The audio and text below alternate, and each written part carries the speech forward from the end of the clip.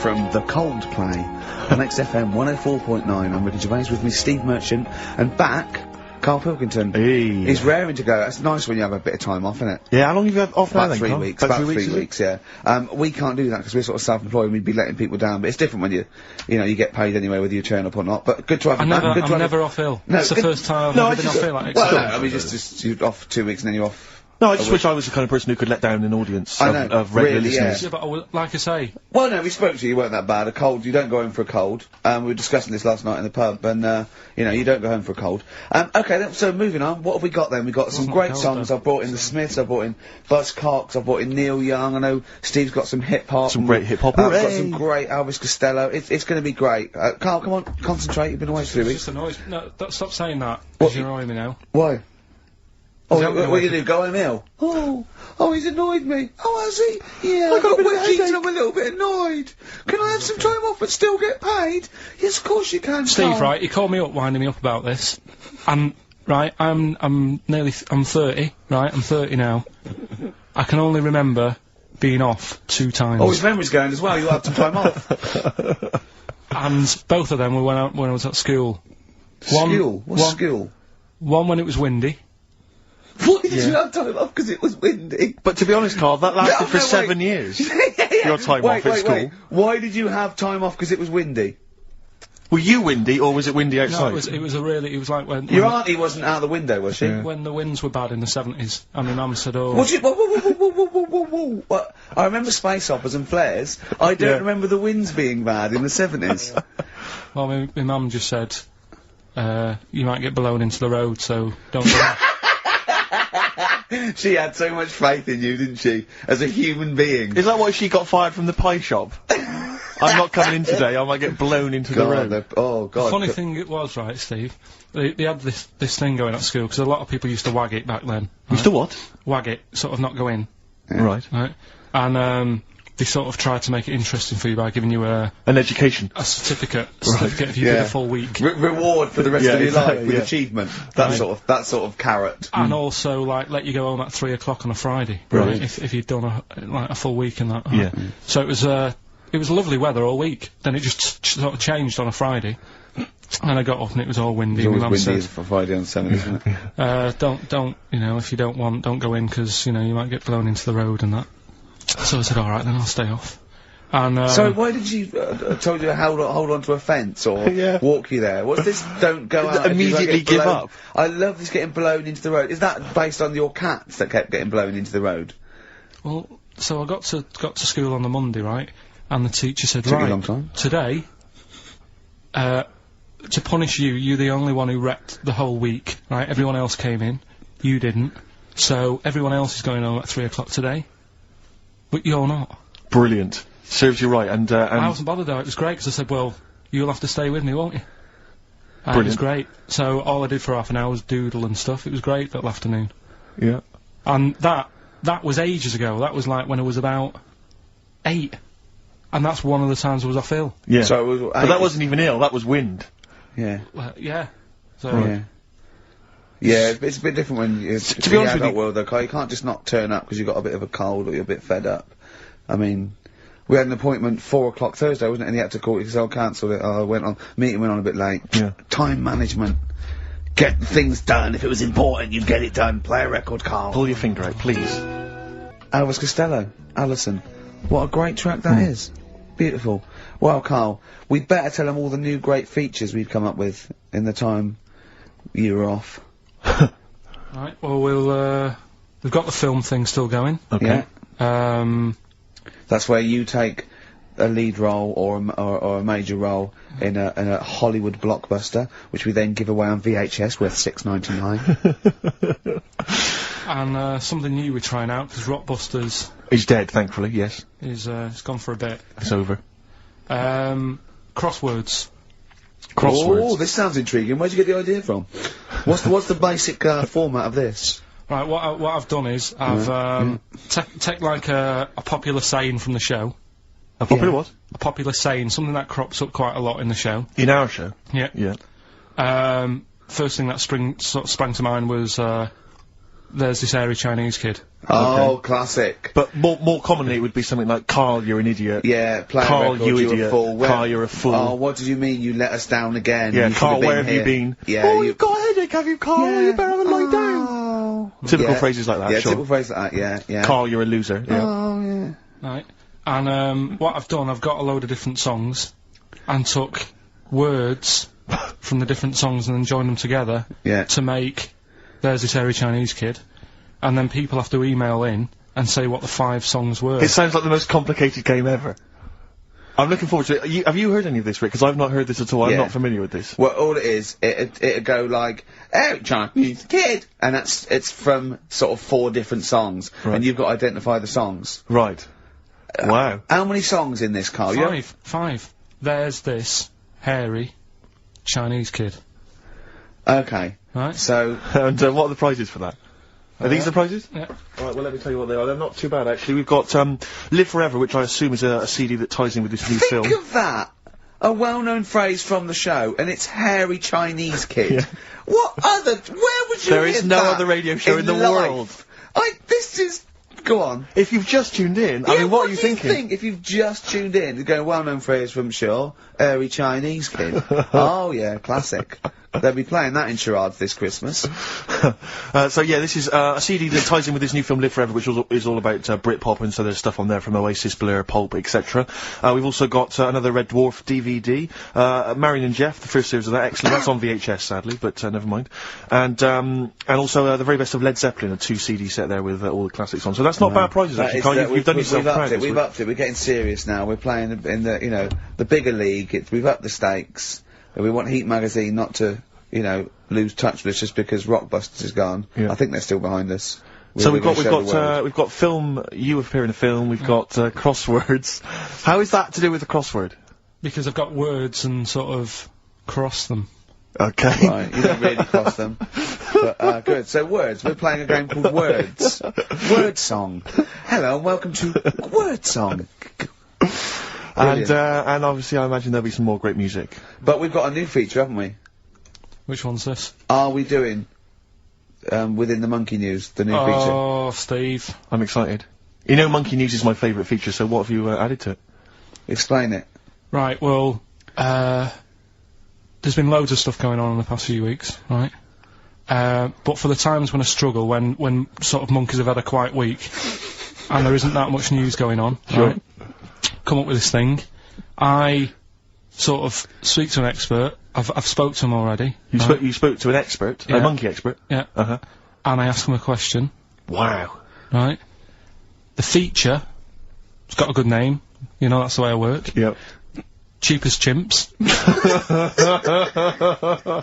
Right? Okay. And what I do, I ask them a question about, how much does it cost to, keep one?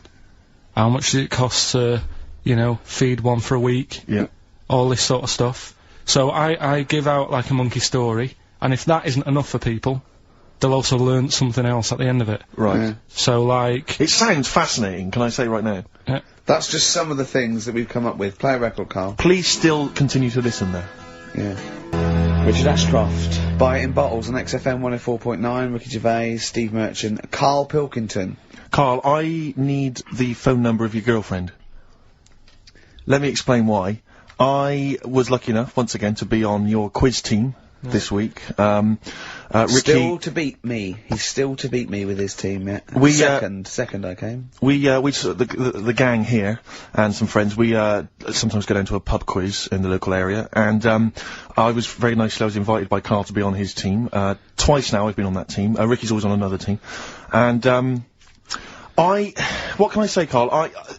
Do you mind me saying this now? Because I've analysed the team, and it's very much your team, and you've put the team together, you've recruited some excellent personnel. Your girlfriend's very, very good on the team, as is one of her work colleagues, and you normally bring in, someone like myself. I like to think I'm providing something with the entertainment section. I seem to remember last time I answered at least 6 or 7 questions that other people hadn't got, so I felt I provided something there. Karl, I rather like John Harvey Jones, who used to be called in to sort of troubleshoot companies. I see why you are not winning, ever. And it's a rather pricey, contest, isn't it? It costs a tenner to enter per person. And unless you get in the top 3, you're not gonna get to see your money back. So, I think you're gonna maybe need to step down. from the team, because Karl, I'm not sure. I am not sure. You consider yourself a kind of player manager, but frankly, I'm not sure you're providing enough.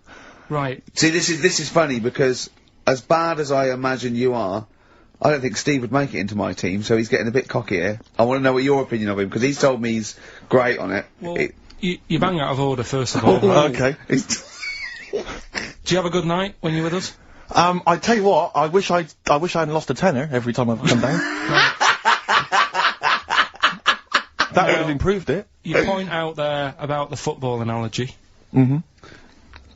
Alex Ferguson, when did he score a goal? Right. He doesn't. He tells the others how to do it. Yeah. Right? That's He my doesn't role take in up there. one of the 11, though, does he? No, exactly. It's not like you can only field 10. Yeah. Because, we only got 10 again. Yeah. I want to be in the 11. Exactly. He's not running around in midfield, falling over. Yeah, shouting, oh, what have I told you? Yeah. No. Right.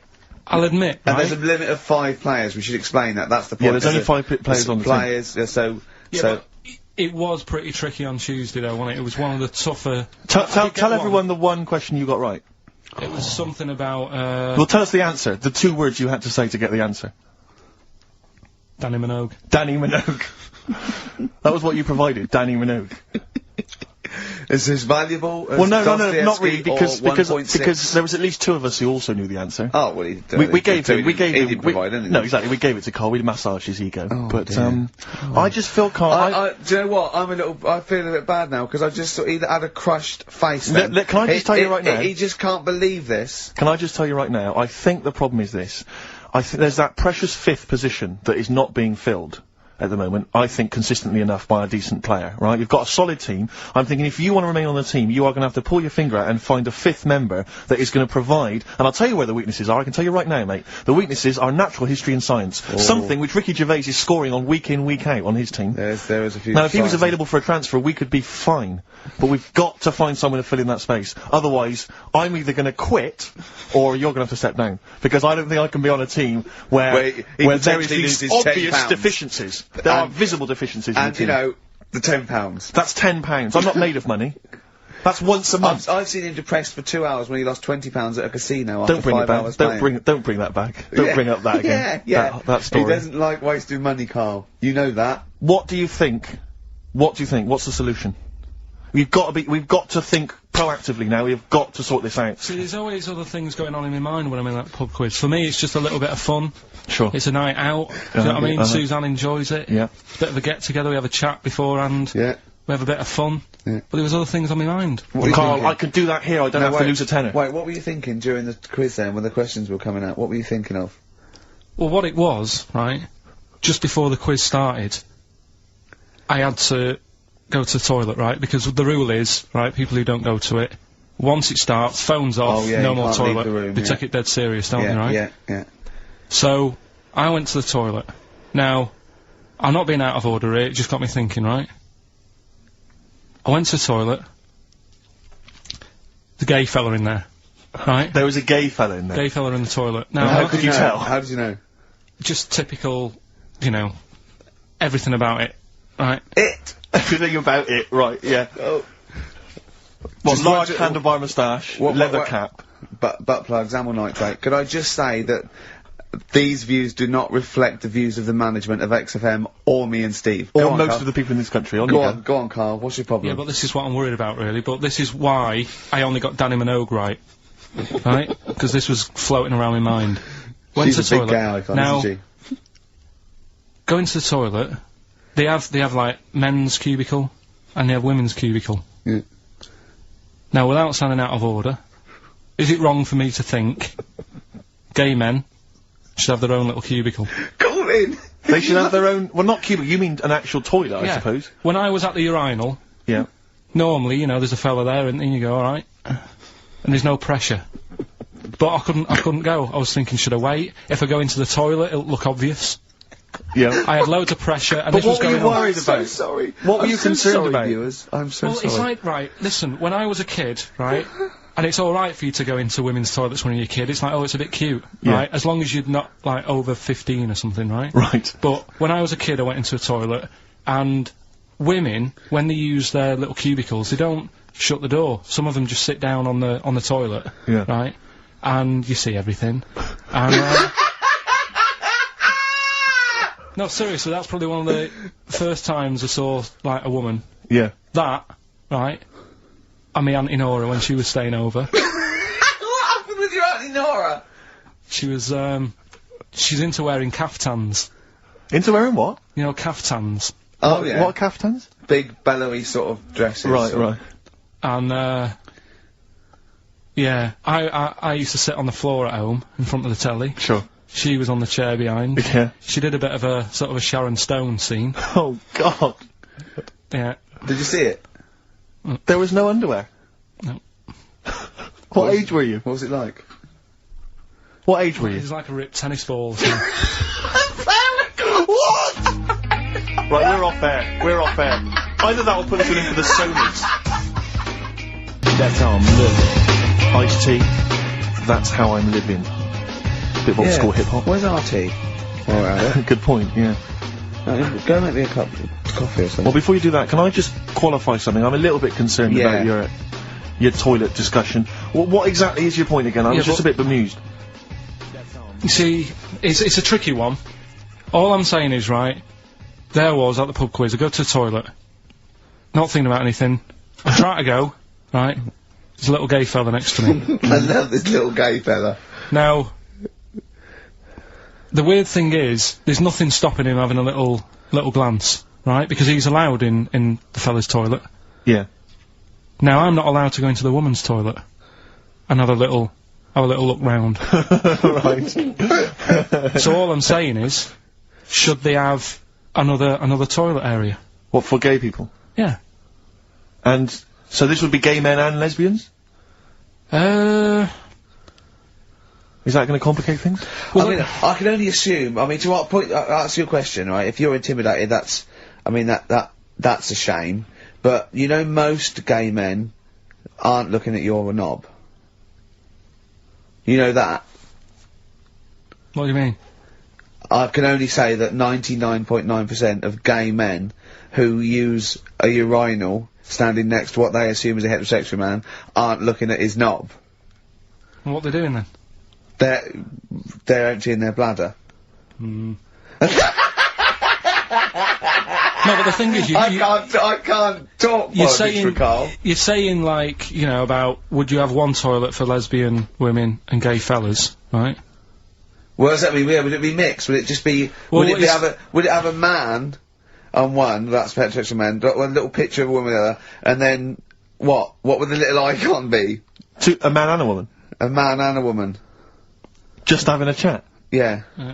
In pink and dark But you couldn't mix them, because then what would happen is, you'd get people who are going, oh, I'll play up to this a bit. What, pretend to be gay? And, yeah, you know, sort of grow a moustache and shave their head. And pretend to be a lesbian.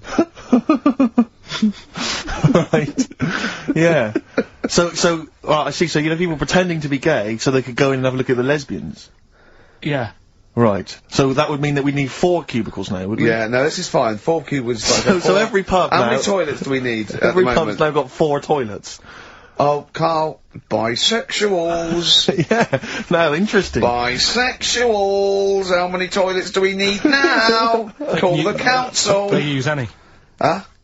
No. No, because they're interested in everything, aren't they? Because the little bisexual fellow will be looking at your knob. Right. With them, Yeah. what you do, you just have a door, you open it, and there's one urinal there, so you can't get a queue.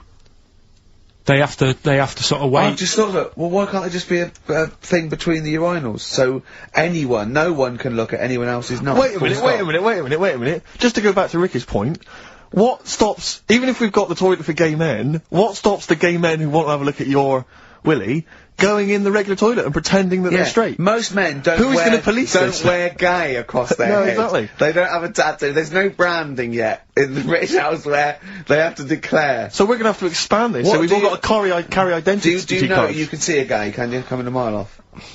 No? No, I'll just hold it in next time. No. Can you tell gay men? Do you know a gay man? I'd say, probably... If you did if you lined some people up Yeah. and said, point them out, I reckon I'd get... But hold on, we're not talking about people dressed in leather with the arse cut out and an handlebar moustache. Yeah. We're talking about you know, the everyday, No, non-seen. of course, Oh, no. well, yeah, but I mean, suppose I put you in a room and there was 10 naked men, right? Yeah. And, there's 5 gay men and 5 hetero. Could you walk along that line looking at those gay... Am I naked? No, you don't have to be naked. Why would you have to be naked? To catch him out. Play a record! How would you catch them out? Don't go into it! Don't go into it! Don't go into it! Play a record.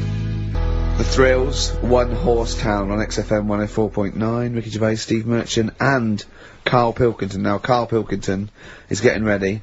It's the start of a new strand in the show, a new quiz, a new competition to replace Rockbusters. Now, that's quite a tall order, but what have you done?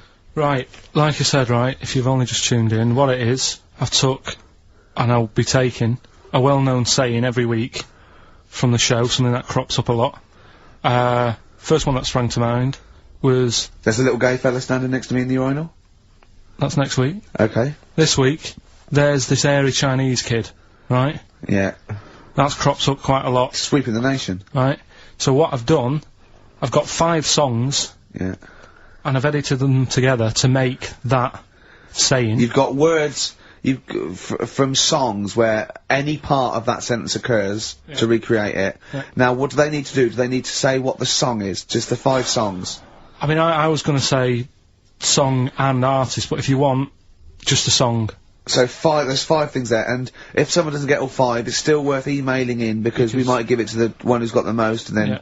Can I suggest we go for artist rather than song? Only because sometimes it's quite tricky to get a song title. Sometimes it's it's very odd or it's not quite what you think it is. So maybe artist is an easier one. Are you happy with that, Karl? It's your competition. I mean, Steve always does this whenever I come up with an idea. Oh, yeah. I'm just trying to make sure it's just the best it can be, Karl. Yeah. Yeah, no, he came up with a few game shows and Steve was going, no, it's no good. And Karl said to me, he said, it's the one of The Office ever got on telly. Yeah, but... Well, we shall see how Cheapest Chimps plays out, but frankly, the fact that you said to me, Steve, I've come up with the best game show ever, it's called Cheapest Chimps, what's the idea? I don't know, I just like the name. It's something to do with chimps. I thought, well, I'm not sure that's the best game show ever. And what was the other one you came up with that you told me about? I think a few people will be disagreeing with him, Karl. I think people will say that Cheapest Chimps could be the best game show ever. You know, when I was at school, people like you, I really didn't like. You're a stirrer, Gervais. He flits, doesn't he, from one side to the next, Karl. The one thing, we may argue, mate, but at least we're consistent. Ricky Gervais flipping from one side to the other. One day he's on Karl's side. When was the last time Steve wrestled you to the ground and got you in a leg clamp? No, you're right. Never. What, is that supposed to be a good thing? Well, did you see us? Yeah, I saw you struggling in Karl's office earlier. He was punching my legs to release me. We were on the floor, and I was squeezing him with my mighty legs, wasn't I, Karl? Right. It was like, I imagine that's what a crab feels like when an octopus has got it. We were playing that, weren't we? So anyway... So, I'll play you this clip now. It's 10 seconds long. We'll play it a couple of times, because you'll need to take it in. So here it is then. What are we saying? We're saying artists? Let's go with artists. Artists. So email in ricky.gervais@xfm.co.uk. Name the 5 artists it has taken to make up the saying, there's this airy Chinese kid. Give that email address again. ricky.gervais@xfm.co.uk. There's this airy Chinese kid. Here we go.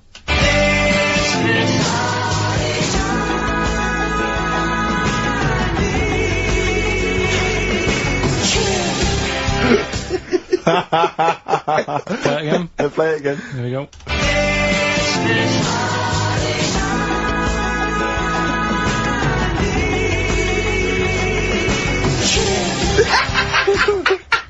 I think you better play it once more. Oh, I've got them. Have you got them all? Yeah. That's nice work. Here we go.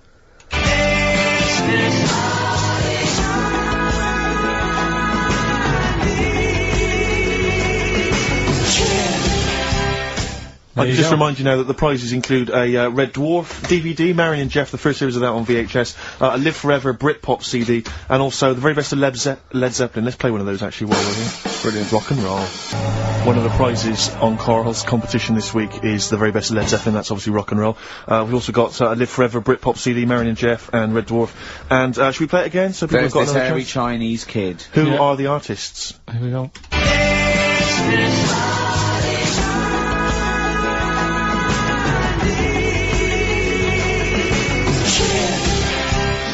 It's tricky. It's not very easy. Once more. One more.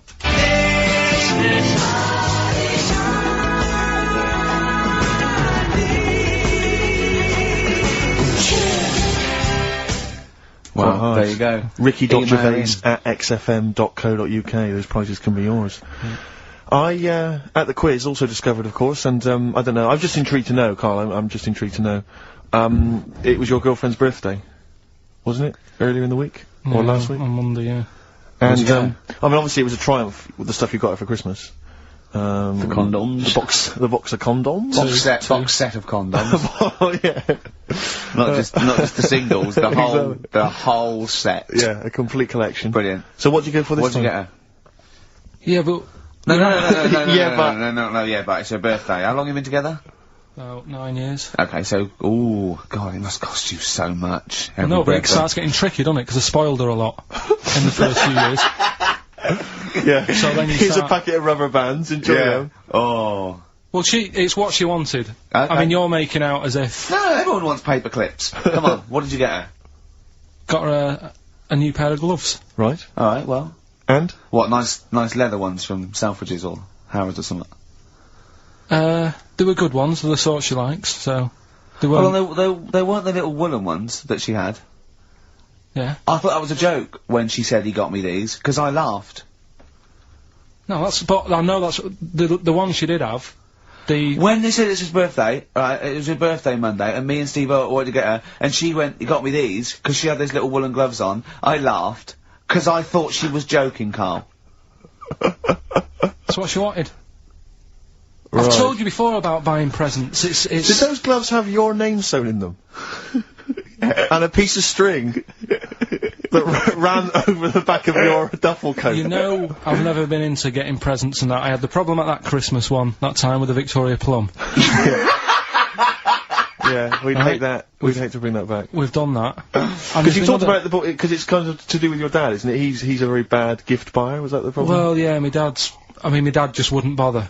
It was my mum who sort of made an effort, and she sort of worked out half of what I wanted, then she left it to my dad to get it off someone, see if he could get one cheap or whatever. I love the fact that usually people talk about, like, drinking heavily, or, violent abuse, right? Yeah. But here's what he's been left with and scarred with from parents is bad gift buying. Yeah, and That's the not so Victoria bad, Plum is it? incident. In the greater scheme of things in the world, Yeah, but- that's not a bad thing to have, is it? There was this, this is what it's like about getting presents and stuff, right? With my mum and dad. Go on. My mate, Colin, right? He Colin had Bacon? No, Colin Bailey. Oh, right? He had a, little, Sinclair Spectrum, right? Yeah. Computer. Yeah. Which was like the thing to have at that time, right? Yeah. Used to always go round to his house. The deal was... Not the one you had to play through the window, because you weren't allowed No, that's another lad. Oh, right? yeah. This is a different lad. And the deal was, he came to our house, and my mum gave him a pie. And then I'd go round to his, and I'd stay there for a few hours playing, you know, Hungry Horace and stuff like that on it. Sure. Right?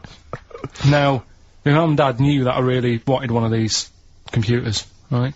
So I waited about a year. Came round to Christmas Day, I thought, I reckon, might have one. Turned out, they bought me the wrong one. They bought me a ZX81 instead of a Spectrum, right? And, Christmas Day, I'm there trying to load the games up, it's not working, I'm thinking, what's wrong, right? And the thing with me, when I was a kid, I used to get quite sort of agitated. This is the moment. Right? I found out that it needed a RAM pack to make it work, right? Looking in the thing, and it's saying, and make sure you put your RAM pack in the back. And I was like, oh, where's the RAM pack? And my dad's going, I don't know, I've got you the main bit. That's it. So, I was that wound up, I just was sick, right? Just sick. Oh, I didn't feel sick or anything, I just was like, oh god. Went to the sink, just sick. Because I was that on edge about it. I said, come on, we've got to get one. And my dad's like, Tandy's shut, we're not gonna get anything today. Ruined again, Christmas Day. That was after the year when my train set got blown up by our kid. The following year, no RAM pack. And now you ask me why don't I get good presents? He's scarred. He just I'm threw gonna up. die. Honestly, I'm gonna die. It's just screaming sick. Yeah. There's no RAM pack. Did you get to the bottom of it? Why wasn't there a RAM pack? You have to buy them separate. Oh, That's why right, I'm okay. cons. What do you mean I can't play Frogger? Oh no! So, wasn't there another incident when you threw up? Spontaneously threw up? Through sheer anxiety? I do get it. It's not so much now, because I've relaxed a bit, but as a kid I used to be quite on edge all the time with certain things. Do you think that's what happened to your cat that kept being sick? That it didn't get the food it wanted? And it just threw up? Do you remember that? Yeah, yeah. God, so they shaved it. Yeah, but again, you see, the cat thing, I mean, it's mad. I was thinking about it the other day, right? I used to think I had quite a normal upbringing. You didn't. Right, and someone was talking Your about mother once told you not to go to school because it was windy, Karl. It was not a normal upbringing. The cat was being sick, so she shaved it, so it was easier to clean. Right, well, my mum and dad went on holiday, right, and I stayed at the Rosses down the road. Oh, yeah. Only a kid, must have been about 5 or something, right? And, I was always running around in the house. I had a lot of energy as a kid. What the Rosses did, they had this cat that was dead violent, the most violent sort of angry cat I have ever witnessed. A tiger? It was, honestly, Steve, if it was bigger, it would have been, because it was just always having a go at you. Yeah. If you went to pat it on the head, it went to bite you and stuff. And what they used to do with it, to stop me running around, I'd sort of be running around, and then I'd get a bit tired, and they'd say, have a lie down on the settee. So I'd lie down on the settee and I'd nod off. And what they used to do, I'd wake up, and I'd put the cat on my belly. Right? So I'd be scared to move, because it's like it's going to get me. But it would keep you there. It kept me there, and it used to sort of slaver on me, and they'd sort of, you know, go out or whatever, and I'd be lying there. That's not normal, is it? Karl, sorry, were you created by the Brothers Grimm for one of their fairy tales? What kind of a life is that? A cat paperweight to keep Karl in place. He keeps blowing around. It's windy. We'll have to weigh him down. Be careful. Your mum probably told him that it's a windy day. You got to get something heavy on him, otherwise he just gets blown into the road. God bless him. Karl, let's just hear your thing once more. Give people a final chance. All right, here we go.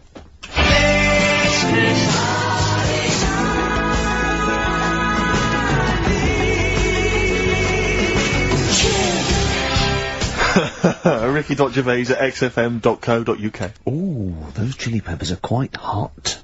Can't stop. XFM 104.9. I'm Ricky Gervais. With me, Steve Merchant and Karl Pilkington. Alright. Karl, you know what the time is? Bong. Monkey news. Yeah. Right. Imagine if Trevor McDonald started like this. Yeah. There's been a lot of stuff going on that, with monkeys. Oh, yeah. I was mentioning earlier, we're sort of making the feature grow a bit, right? So, I'm thinking, I haven't told you, Steve, either. I've actually been asked to write a thing about monkeys. A poem? No, for a magazine called, something Apes. Right. They want me to do, like a column, 500 words. About monkeys? Anything I want on monkeys. Anything. What are you going to write? Dunno, you know, think about it. Well, give him a typewriter, come up with Shakespeare eventually. Yeah. You could write about that? Why didn't you write about that? The fact that you don't believe it. You don't believe that an infinite number of monkeys could type because Shakespeare? Because you reckon most of them hadn't read Shakespeare, so they wouldn't know some of the spellings. Exactly. It wouldn't happen. You idiot. Get on with it. All right. There's been a few things, but one that springs to mind is, they found a load of monkeys somewhere. Right? This is brilliant. Yeah. I mean, imagine this if this was news. Yeah. Go on. Where? I Somewhere. think it was in, 17th century? it doesn't matter that bit. Right? Okay. Found a load of monkeys that are, having a good chat. Go on. They're having a good chat, alright. They found monkeys that can talk. Yeah. They've worked out, they've got about 534 different words that they're using to, like, have a chat about stuff. More than you. Yeah, what do they chat about then? Just, you know, things that monkeys are worrying about. Just, you know, where do you get that from? You know. Who does your hair? You going out with her again, are you? Yeah. Oh, yeah. Have you seen that, Sorry, you can't just leave that. No, I'm just intrigued. I'm just intrigued to know what else. Is there any... No, I mean, that were they discussing the Humanity? Did you see that programme on Channel 5? Yeah. He can walk upright. Yeah. That was good, But I mean, Did you see how well do you mean he they was? taught them, they taught themselves this language? Yeah. Where is this? In the wild is this, is it? Not sign language, It's but... in some jungle somewhere.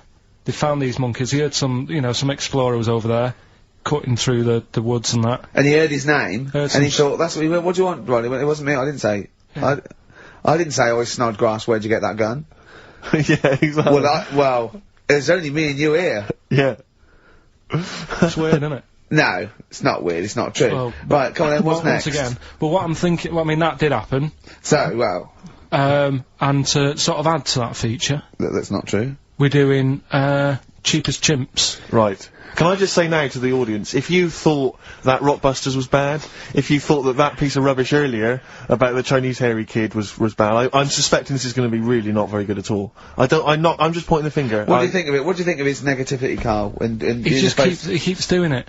I just don't think you should start with the name of the quiz first. This is my only concern. You come up with Cheapest Chimps, and now you're trying to construct a game around that. And I'm not sure it's a proper... Well, okay, what is the game? Let's hear it. Right, it's about, a chimp, right? Surprising. Spoke to an expert about them. Who was the expert? Someone at London Zoo. Okay. How many bananas do you think the little chimp that they've got at London Zoo eats a day? Right. How many bananas does a little chimp at London Zoo? Can they call in for this? No, I'd leave it. I'm just testing it out on Steve, because we've already got an email thing going on here. So how many bananas do they eat a day? One chimp per day, how many bananas? Yeah. How many bananas does a chimp eat a day? And does this mean that... Because sometimes I've seen them on the telly, they peel one, they'll just eat a bit of it, then they'll throw it away. We're talking a whole banana? How many bananas does it eat a day? How many bananas do you eat a day? Getting angry. Come on.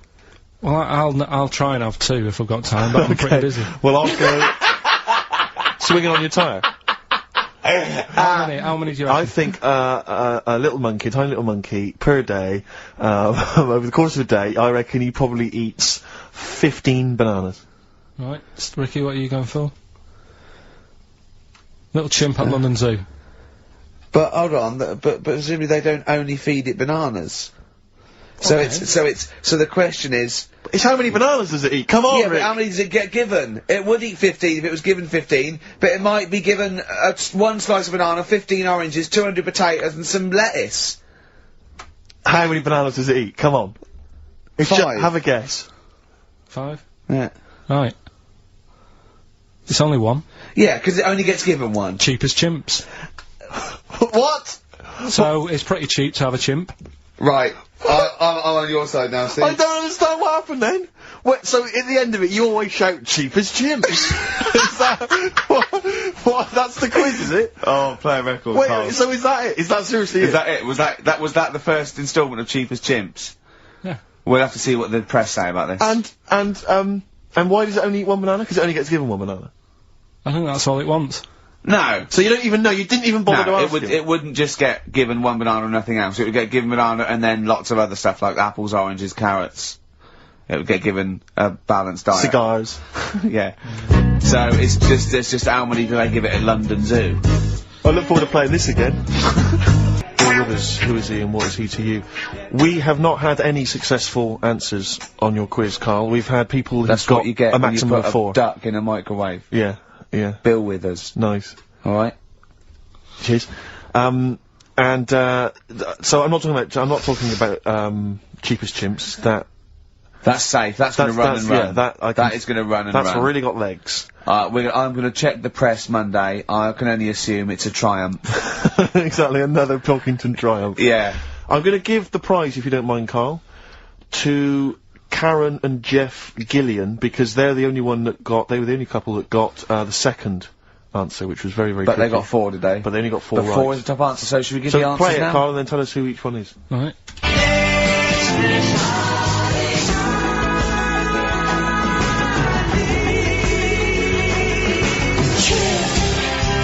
So there you go. I didn't know the second one. There's Play this again. very Chinese kid. So the first one, the Lars. There she goes. Right. That's George Harrison. No. That's Philip Bailey. And that's Deacon Blue. Right, so it was the Lars. Yeah, what's the second one? Strokes. That was very tricky. That is hard. George Harrison for Harrison, Airy, yeah. that's all I could get. It was Ari. Ari Krishna, yeah. But Chinese, Phil Bailey. Chinese War it is. Yeah. And Deacon Blue, Real Gone Kid. Real Gone Kid, yeah. There's this hairy Chinese kid. Very, very hard. I love the fact that the normal bit of that, like, the normal bit is like the well-known phrase, there's this hairy Chinese kid. Yeah, exactly. Like, nothing happened there. That's normal. There's this hairy Chinese kid. As a phrase that often... In fact, you're right. We must have said that phrase 20 times today. When was the last time that was said 20 times? Never. I don't think it's ever been said anywhere. There's this hairy Chinese kid. I mean... Even in China? I don't think it's... Well, it's very rare. Definitely not said in China. The prizes they've won. The prizes they won: Red Dwarf DVD, Live Forever, the best of Britpop, Marin and Jeff on VHS, and the best of Led Zeppelin. Well done to Karen and Jeff Gillian. I've also seen no proof of this hairy Chinese kid. None whatsoever. Alpine Stars, Burning Up on XFM 104.9, Ricky Gervais, Steve Merchant, Karl Pilkington. Steve, you were out of the room there. Mm-hmm. Karl took a phone call from someone. Okay. He's found a cellmate. Right. Not a soulmate, I think one day they will be cellmates. Yes. Because he's just like, he loves everything Karl loves, and he was telling Karl stuff, and Karl's face was lighting up. Yeah. He's told him of 2 Russian kids in the circus. They're covered in hair, and their mum tells them off because they're covered in fleas. Karl said, see, that annoys me again, innit? They do something else. And the bloke went, yeah, they should just make money out of being hairy. And Karl went, exactly. And he said, have you heard of the three-legged juggler? And the bloke went, no, what's that? He went, that annoys me as well. Because he thinks they shouldn't have done juggling, they should have done football. Do you know what I mean, though, Steve? What do you mean a three-legged juggler? What are you talking He's about? a famous three-legged juggler. Oh, he's mega famous. He's like the Beckham of wherever he's from. But the other day I was looking in, I don't know, Bizarre magazine or something, right? And there was this fella who, he had no arms. So you saw a picture of him, his job was fixing watches, did it with his feet. Go on. Well, it's just, why pick the most hardest job to do when you haven't got any hands? Crush grapes. Or... Do you know what I mean? That annoys me. Oh, crush grapes! Imagine him being told that, and that he comes into the careers advisory where I go, now, what do you want to do, Hargreaves? Make watches? Right, take a look at your arms. Crush grapes, mate. Sorry, you're a grape crusher. Next. Brilliant. Brilliant. I would love you to be a career advisory in some sort of clinic. It'd be brilliant. I like the fact that it annoys you. Here's a man, he's got no arms, he has learned to fix watches with his feet. Yeah. An incredible talent, incredible skill, he's utilising that brilliantly. That's annoying to you. You are angered by it. Right, I'm only being honest. Now, you be honest, right? Your watch is broke. Who would you go to? You're in a rush. You need it fixing in a rush. Now, you need some fresh wine.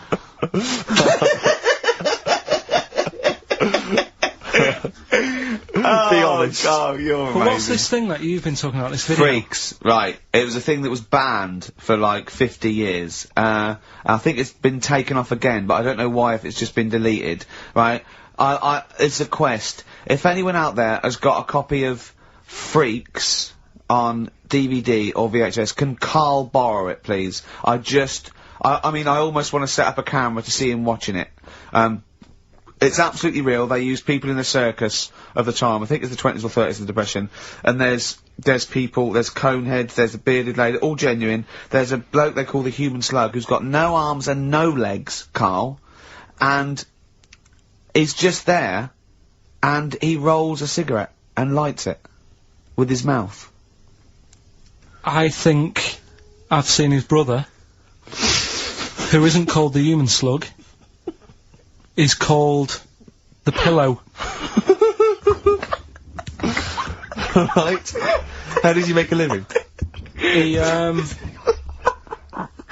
anyone want to meet Karl for money? Do you know what I mean? Like The annoying thing was, right, there was a picture of him, I was going to put it on I think I've seen his brother. on our website, we put things up like this, right? If you go to ricky.gervais at xfn.co.uk / What? You've put things like that on my website? It's nothing to do with me. I want people to know that that website is not kept or looked at by me. So, what have you put on there? There's a fella on there who's known as the Pillow. And he's, you see, I get a bit worried with things like this, because we're not sort of having a go or anything, it's just things that fascinate you. Yeah. And, yeah, it's a guy, it might It might be the same sort of thing. What's your one? I bet you used to stare at people with goiters, didn't you, when you were little? In Tesco's. Well, just go to xfm.co.uk/Ricky. It is. What's the worst thing you've ever seen on, like, a human face? You know what it is, and I don't want to talk about it. I can't remember. Have you told me? Yeah. What is it? But go. It's not go the to, elephant lady. Go to the. Yeah. Is it the elephant lady? You talked about that, I know. Yeah, I don't want to talk about it again. Go to the website and see the human pillow. Why is he a human pillow? That's what annoyed me. I thought it was more of a draft excluder. Oh, that breaks all kinds of rules. Buzzcocks, harmony in my head. Now, things are flying here at XFM.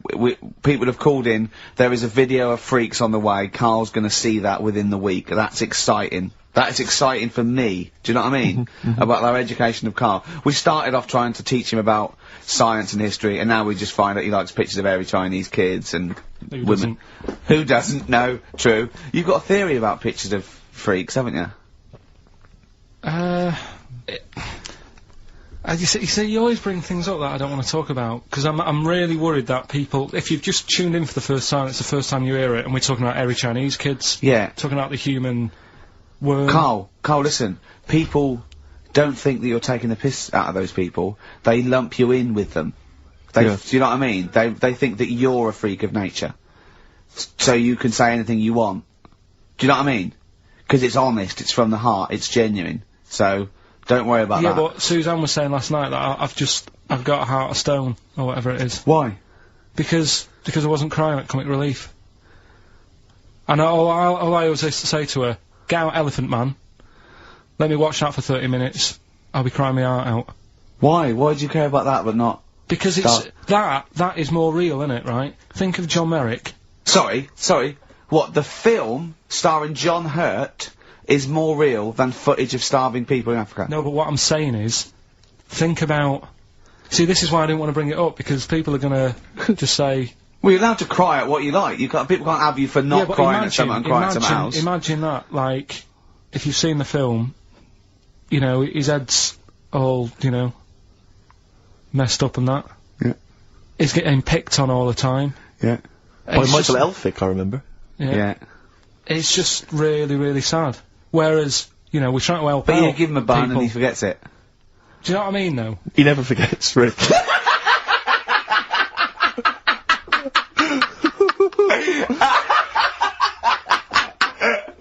Oh dear. Anyway. Oh God. We're giving away stuff again. Yeah. Time Tell me your theory about freaks who have their picture taken. No, I'd leave it. No, can I tell you? We'll do it next week then. Can I tell you what this is? Go on quickly, what is it? Right, when he sees a little picture, like in his books he's got, he carries round those things, right? And there's like a fella with a little head with some like, able-bodied people. He goes, the only reason they got to take that picture, right, was so they could show their mates, say, look at me, the little fella with a little head. That's his theory. Yeah. So every picture of a freak, they're being... Steve, let me describe the picture to you.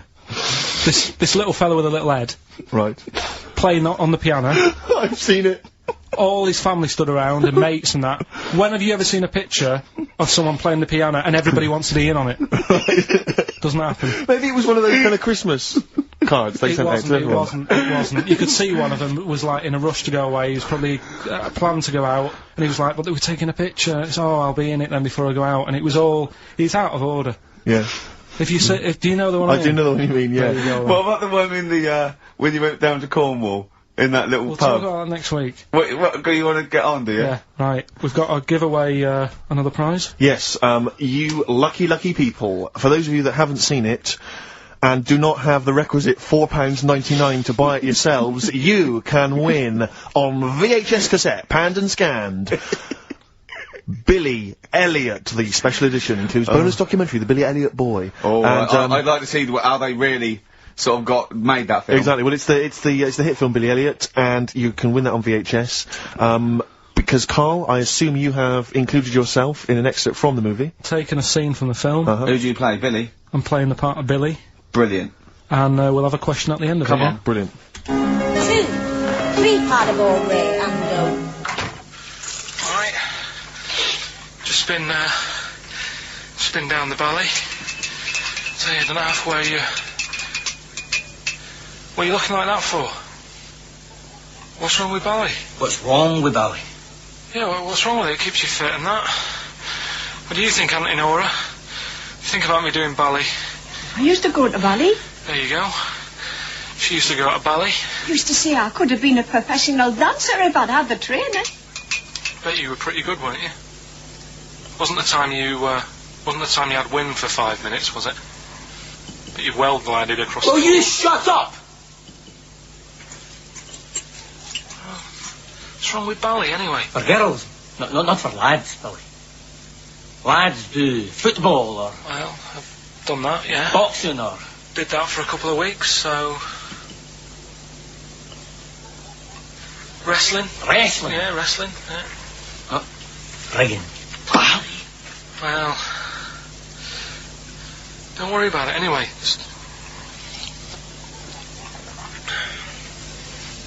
Is it alright if my mate Wayne stays over tonight? He just wants to sleep over. He's just coming over to... Wayne, sleep?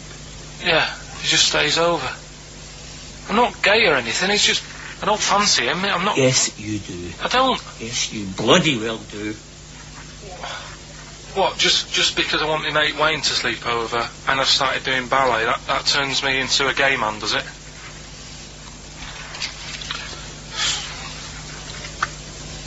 You haven't seen my Village People album lying around? You're asking for a hiding. Just joking, just having a laugh. Just didn't mean... I've had enough in here, I'm going out. No, from now on you stay here, you look after your nana. Got it? Yeah. Yeah. Alright. Well, there it is. What's the question? Powerful. I'd like to know what was the name of the actor that Karl was taking the role of. Does that make sense? That's not Yeah. grammatically quite right, but Well, anyway, that's yeah. fine. Who was the young lad that Karl was taking the place of there? Name of the actor, not the character. And just email in ricky.gervais@xfm.co.uk. You can win yourself. You gotta be fast. You can win yourself a VHS edition of Billy Elliot worth £4.99 price. I'm going to leave the sticker on, which has actually got the price on. Brilliant. I'll leave that on so you know just what you've got in you. Foo Fighters. No, it's not. This is. Feeder. Feeder. Yeah. I don't know what I'm doing now. Why have we got to stop? Sorry, we just had an argument then. Why have we got to stop at 5-2? It's just the football's on, isn't it? So what can we do? We do a link here, and then we can play. we'll play a song, do a little. What about the chat. competition? We got to announce the competition. Well, Steve. Well, I can tell you right now that there's only 2 people, it would appear, that are interested in a VHS copy of Billy Elliot. That's how mediocre that gift and that prize is, Karl. I don't know if you want to learn from that. But I'm going to give this one to MJ McKay, who has correctly identified that you were taking the part of Jamie Bell That's in it. Billy Elliot. So, well done. Right, just forward me that and I'll Sort that out. get the video. What film are you doing next week? Dunno, I've got been out and bought a couple. Got Silence of the Lambs I can do something with. Right. Bought Fight Club, but it's a bit difficult. You know, always open to suggestions and that. So, you got any favourite films? What about the 1930s film Freaks? Oh, Can't wait. I cannot wait for that'd be your... brilliant. That'd be good. Excited about Why that? don't you do a film review of that next week as well? Yeah. Well, it depends if the fella, you know, if anyone's got it, just send it in. I'll send it you back once I've watched it. So that'd be good. Next week we'll do. Oh, please tell me there's going to be more Cheapest Chimps. Yeah. Oh, thank goodness. We'll see what the press say. We'll see what the press say about that. Looking forward to Come back. that. Do you know, like, you're always having a go at my ideas? Yeah. Little, Yeah. you know, cheapest chimps you put down. Mm-hmm. Again, I normally come up with these because you don't come up with a competition idea. Sure. Yeah. He's done him again. Yeah. Well, cheapest chimps, mine, you're dissing it. Yep. Rockbusters, one of the most successful competitions ever. Uh-huh. And he means in the world, not just yeah. on XFM. Yeah. You put that down. Yep. Right. What are you thinking about this, right? I was watching Comic Relief last night. Came up with an idea. Mm-hmm. Right. You get Jono. Okay. John Right. O'Coleman, yeah. Say Vanessa Feltz. Mm-hmm. You know, maybe, you know, Dawn French, because she'd be around for that. And then get them all in a room for Comic Relief. And what you do, put a cake in front of them. Yeah. Right? And like, you don't feed them. And like, they're going, oh, I'd love a bit of that cake. Right? It's called Famine Academy. Right. Right? whilst they lose pounds, they get pounds. Right. What do you think? Play a record, Carl. Well, I love it, again. I love Do you know it, what I Carl. mean? Yet again. I love it. Oh, that's them Red Hot Chili Peppers, and they can't stop. I'm Ricky Gervais, with me Steve Merchant and Karl Pilkington. You're listening to XFM 104.9. Coming through today, it's noisy again out there. It's a nightmare. A lot of people marching up and down. What's that about? Well, from what I can work out, there's hundreds of them, millions of them, and they're all shouting really loudly. What do we want? Peace. When do we want it? Now. What do we want? Peace. I want to go, shush. Yeah. We all want a bit of peace on a Saturday. Yes. Keep it down. Please, I can barely hear myself think. I know. And he's not listening. Tony's not listening. He can't hear from there. You may as well give up. He's not listening. There was 1 million of you last time. It didn't do anything. Hey, but Steve, there's no attitude. You know what? I couldn't find Boy George's War is Stupid, so here's a bit of Dylan. Bob Dylan. The times, they are a-changing. The thing is, Rick, it makes me wonder if, the times, are they changing? I mean, it seems to me that life's pretty much the same as it was way back in the 60s when Bob Dylan wrote that song. Got any idea what you're talking about? No idea whatsoever, You Rick. don't really know about politics, do you? Know anything about it. Don't even read the papers. Got no interest, really. Yeah. Not particularly informed. My life's cushy. Won some awards and stuff. Doesn't bother me. So, On a good luck serious to note, everyone. though, it is a bit worrying. I want somebody to put my... Do I have to get gas masks or something? No, because there are guys out there in Leicester Square today wearing novelty hats. If they don't sort this war out, then no one can. Okay, well, I'm not talking about it. You would worry about it. I would worry about it. Well, you, maybe Steve. Why? Sort of people who are successful are worrying about it more than other people. Just Go because, on. well, they've got more to lose, haven't they? Right. No, do you know what I mean? You see, like, Bruce Willis on the telly saying, oh, it's not good, is it? And it's because he's got a big house and loads of cars. If you live, you know, on a council estate, it's like, well, if it gets bombed, probably doing us all a favour, we'll get nice new blocks of flats to live in and that. It happened with Manchester, with the bomb that happened, and they bombed the Arndale Centre. Did us a favour. Got a nice new Marks and Spencers and that. So hold on, this puts a whole new twist to the argument when people say bombing the world's poorest countries is wrong. Because I remember when the Afghan problem was on, people were saying bombing the world's poorest country is wrong, but it's like home improvement, according to you, then. Yeah. Because they've got a brand new B&Q, have they, over there? They're popping down there every Sunday. Anyway, let's not go on about it, Yes. Well, think what you're saying. yeah, I know. My family was killed, but look, a carpet warehouse. Yeah. Do you know, I think, you know, people don't want to hear about this today from us. They want to hear, you know, the new features, the songs of phrase. What song's a phrase? It's the feature we started last week, Right. where we take clips of songs, we make up a phrase from the show. I mean, a famous phrase, last week's world famous phrase was, there's this airy Chinese kid. Yeah. You'll remember. Yes. Well, it was called Crosswords last week, but Phil emailed in a good suggestion. Right. He said call it Songs of Phrase. Brilliant. Songs of phrase. Songs of phrase. But perfect. So Have we'll we use that. are we still going with cheapest chimps? We're persevering with that, aren't we? Got some cheapest chimps lined up. We'll be Yeah. doing that before 3 o'clock. Yeah. Great. Again, who else can say that? So good. So for the next 2 hours, everyone should just bury their head in the sand, ignore the world's problems, and enjoy features such as cheapest chimps and songs of phrase. And a bit of shearing breaks. Oh, class. Oh. Trying to stop suddenly in Italy. TB. Cheering breaks. It's like a rockbuster, Karl. The good old days. I know, yeah. Painkiller.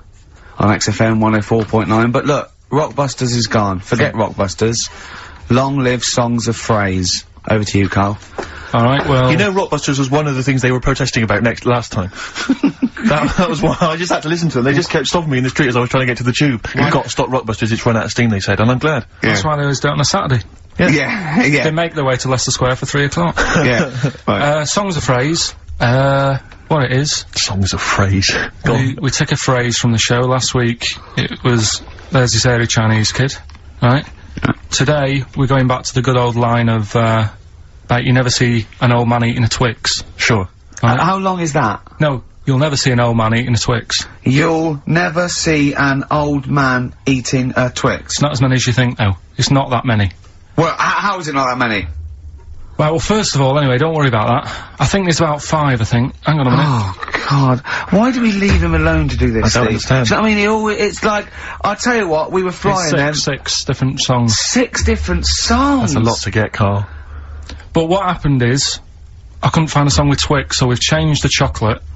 Oh, this is rubbish. We're not doing it. We're not doing it. No, you've got to be punished. We're not doing this. Do it next no, week. you'll like No, shut up, Carl. No, Well, no, we're he's not put a doing lot it. of effort in. So what? You're right. He's got to do it right. He's got to do it right. No. There's too many. We said too many. It's not, he's changed the thing. It's not a one-off. It's ridiculous. No, it's If absolutely only, pointless. Rick, if only his parents had spoken like that to him sometimes in the past, Do you know maybe what I mean? we wouldn't be Right. having this discussion You're not now. doing it. Come on. No! We're not doing it. Steve, what do you think? I'll tell you, we've got the prizes, but I'm Yeah. not even going to bother giving. I'm not even going to no, bother. no, I think we'll just share them out amongst Right, homeless. absolutely. No. There's troubles in the world, and I'm not going to let you faff around doing nonsense like that. well- It's ridiculous. well, let's do it for No, this let's week. play a beautiful song. What do you think? I'd love to hear a great song. Yeah, the times they are changing. We've said that. Look at Rick, I'm Mother beginning to wonder Nature if it's on the run. Look at Mother Nature on the run, Steve. Yeah. Play it. So we're not doing... No. It's your own fault. Neil Young. Beautiful. After the Gold Rush, one of the most beautiful, poignant songs ever, I Great think. lyrics in that. Look at Mother Nature on the run in the 1970s. Forget the 1970s, Rick. I'm beginning to wonder if that's just as truthful nowadays in the year I've told you 2003. before, you've got no idea, you don't know anything about the world or politics, so I don't know why you persist. I don't know why I keep saying it myself, Rick. I'm a political incompetent. I don't know why I keep spouting on with this drivel. Right. It's the Guardian, I think, that's doing it to me. It's all second-hand information. I just read it in there, and I just So think it was a good idea to I get keep on thinking, the, exactly. I keep get on thinking the I can pass it bandwagon. off. Don't Yeah. really care, do you, about anything in the world, really, as long as it doesn't affect you. I haven't exactly. No, Unless no. I'm personally affected by these Yeah. things, I don't care less. Well, I'm the same. You Now, know. Karl, the big question, as we know at the moment, is whether we're going to let you do Songs of Phrase or not. Rick, I should tell you it's gone now, mad. there has been a flood of. Oh no, there hasn't. Sorry, I was thinking there'd been a flood of emails, but it was people agreeing with you, Rick. I know Tony Blair has been trying to get through. Yeah, exactly. I'm just checking the emails. No, there's absolutely nothing supporting you, So Carl. no one gives a side either way about No, well, no, that, that's not then? fair. There were a couple of phone calls, weren't there? One was the guy saying he should. I think the other one was you, Carl. Was it phoning from the kitchen? Can we do it? Can we do it? Right. No. If you don't like it, we won't do it next week, but But the you, fact that I've made it. I don't know why you did that. We thought of lots of stuff that you could do. You chose one where you have to have 10 words and 6 songs to choose. You haven't got Twix. I don't know what you've substituted Twix for. Okay, I mean, I gotta say now, I'm gonna sit on the fence, so I'm quite intrigued. Okay, right, what have you substituted Twix for? Well, I can't tell you. here. Of course you can! No, I can't, because people have to listen to it and work out. Alright, let's just hear it, let's hear it then. No. They know what, they have to know what the word is, they have to tell what the song is, or the I artist. prefer just to play it. No! You've got to tell them what it is, because they might not even know what word they're I think looking you should for. let's hear him out. Rick, Right. please, Right. democracy, that's what we're fighting for. Come on. Right, you turn them up. Right, okay, I've got the headphones on. Go on then. Right. Okay, so right, hang on, the phrase originally was, Is, you never see an old man eating a Twix. right, and we're trying to identify a number of songs which you've used to make up that phrase. And you email in xfm.co.uk/Ricky with as many as you can get, and whoever gets the most right can win It's some so stuff. complicated. This is It's so not. complicated. Right, here we go. Here we I'm go. baffled by the email address. I couldn't figure What was that the out. email address again? xfm.co.uk/Ricky. Right. Right? And there's some link on there, is there? That Yeah, that you Right. just press and it comes through or Brilliant. something like that. Right, here we go then, right?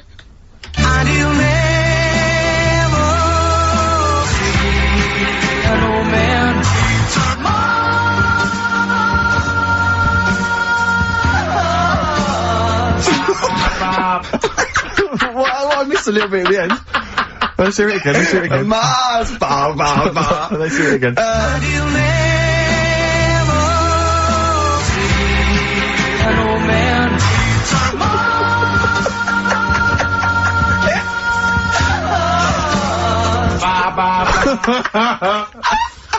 Oh no. Oh God.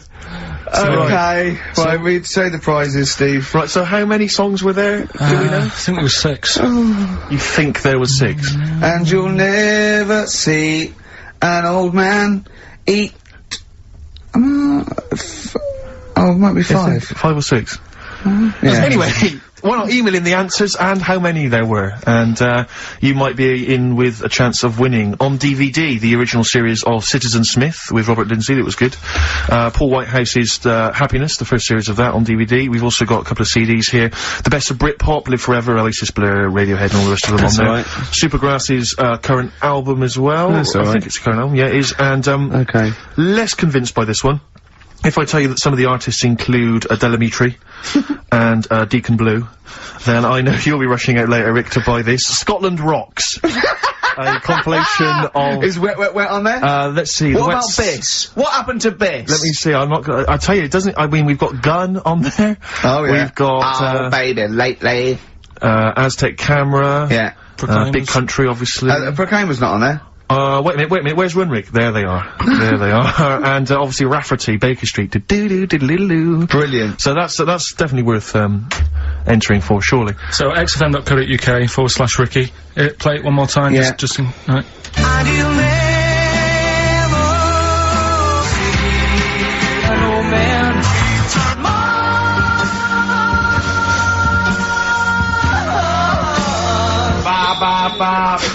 Class. Pure class. Well done. Okay. Yeah. Alright, let's go to Oasis. Stop Crying Your Heart Out on XFM 104.9. I'm Ricky Gervais, with me Stephen Merchant and Karl Pilkington. Karl's competition is in full swing now. I just will remind you, when playing songs of phrase and trying to guess the songs and artists, what do you want, songs or artists? I think songs. Yeah. Alright. But that's ambiguous, isn't it, what a song title is? Where yeah, if you know the artist, definitely. Maybe the artist cleans it up really, yeah? Yeah. Should we do artists? Artists. Okay, you know, if they know what it is, because that'll stop any ambiguity, won't it? And, don't worry if you haven't got all of them, because the winner last week didn't have all of them, but it's the closest one. I understand when you're trying to guess what's in Karl's mind, you can only get so close. Yeah. Do you know what I mean? He wants us to bring in Darren Brown. He go, because he won't be able to read my mind. And I think he's right. I think he might be. I think he's the one person that could outwit Darren Brown. Yeah. Now, moving on, Karl. Well, should we just play it very quickly? Just play again. Just if you're in case you want to join it. Go on then, one more time. Here it is, songs of phrase.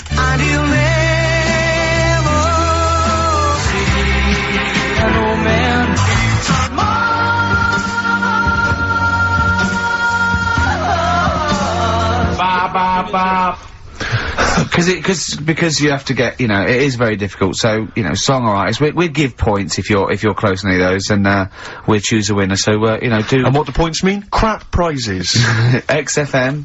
xfm.co.uk /Ricky. Ricky. Right.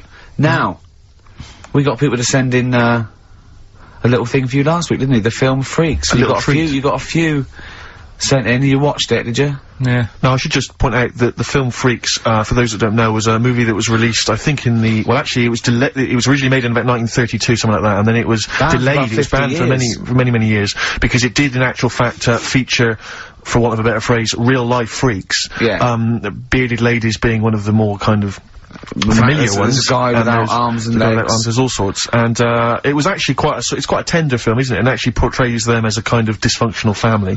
It's not exploitative in that sense, but, what do you make of it, Karl? Well, you were watching it for the Freaks, weren't you? Yeah. I mean, I wish it does take a while to get onto it. What do you mean?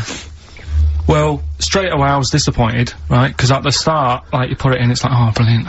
Here we go, you know, I said to Suzanne, we'll watch this, we'll have a good night. Yeah. Have a romantic night. Yeah, that's it, her birthday. Yeah. You've got your gloves, now we're gonna watch some Freaks. So, put it on, and it starts off, and it's like, you know, the following film, you think, ooh, it's like following films rated 15, which means, you know, might contain scenes of violence, bad language, and sex. Yeah. Mention nothing about pinheads. Right. Right. So, I thought they missed a trick there. Yeah. To be honest. Right. So, I thought, well, let's go and watch it. And what exactly is a pinhead? Oh, if you've seen it, you'd know. Okay. Right, so, not the best thing in it either. So imagine that. Okay, so you're watching it? So, sat there, I think, right, something comes on, and the little fella's on there, the little fella we were talking about, the Pillow Man. Right. Is he the best thing in it? Now, what's the Pillow Man again? He's a fella who, years ago, he's got no arms and legs. Right. He's just a torso? Just rolls, yeah. And, there's a scene where you see him sort of rolling a cigarette up, just using his mouth, and it's like, he lights it and stuff. And that's weird. And then, what else is on it? It's like a stench of growth. And then there's a little fella on it who is fed up because he looks 5, but he's actually 34. Right. Right? But there's a woman who is 42 and looked 8. So they both had the opposite thing. They were both really fed up. And I kind of thought that shows that, you know, you always want what someone else has got. Sure. Do you know what I mean? Yeah. So in a way, there's a story there in that. No, you described the same there. No, it was like... No, they both, you just said, they both looked young, but they are actually both older.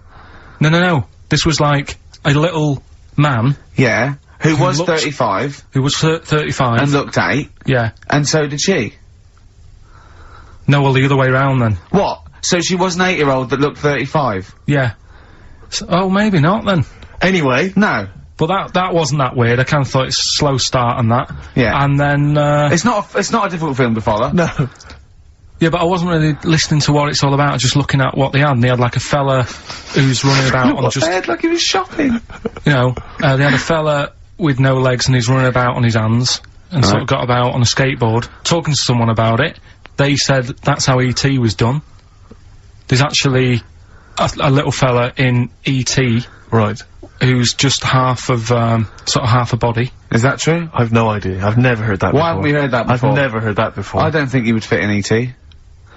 Because he's got no, because where's the head? He's got no neck, E.T. It's a skinny little thing. There's a human neck couldn't fit in that skinny little neck. Well, You sure it wasn't Kenny Baker up to his old tricks? What are you talking about, Karl? There's a fella with no legs in E.T. in E.T. they had two fellas, right? I think they had a little, a midget fella. Right. Who did it. And then I think he was off sick and they were like, oh, you know, what else are we gonna do? So they saw a guy on a skateboard going by. And said, do you fancy some work? Right. And he's done it. I think someone told me. I mean, it might be wrong. Exactly. Might be wrong. It might be, mightn't it? I mean, you've never been wrong before, so I don't know why you'd be wrong there. So what's the worst thing in it? Now, it's intriguing to me because here's a film called Freaks, featuring real-life freaks, and you're sort of a bit nonplussed by it. Just because it wasn't, because it's built up. If you call a video Freaks, you've got to make sure that there's some good stuff on there. Yeah. What were you disappointed about? Was it like... Because there was a few things on it, right? There was a woman who said she was half man, half woman, and it's like, well, you're not, are you? It was just like she had some makeup on. I thought, well, that's rubbish. And then there was a woman who could eat using her feet. That isn't that freaky. Do you know what I mean? If she's not hungry, she looks normal. Yeah. And that's when I was thinking, I mean, I'm not being, right, Steve. You know I'm not being funny. Oh, here we go. No, but I'm just saying, if that woman wasn't eating and you were sat next to her in that film, Yeah. I'd probably be sort of drawn to you more than her. I'm not... I know you hate me saying it, but there's no point sort of pretending.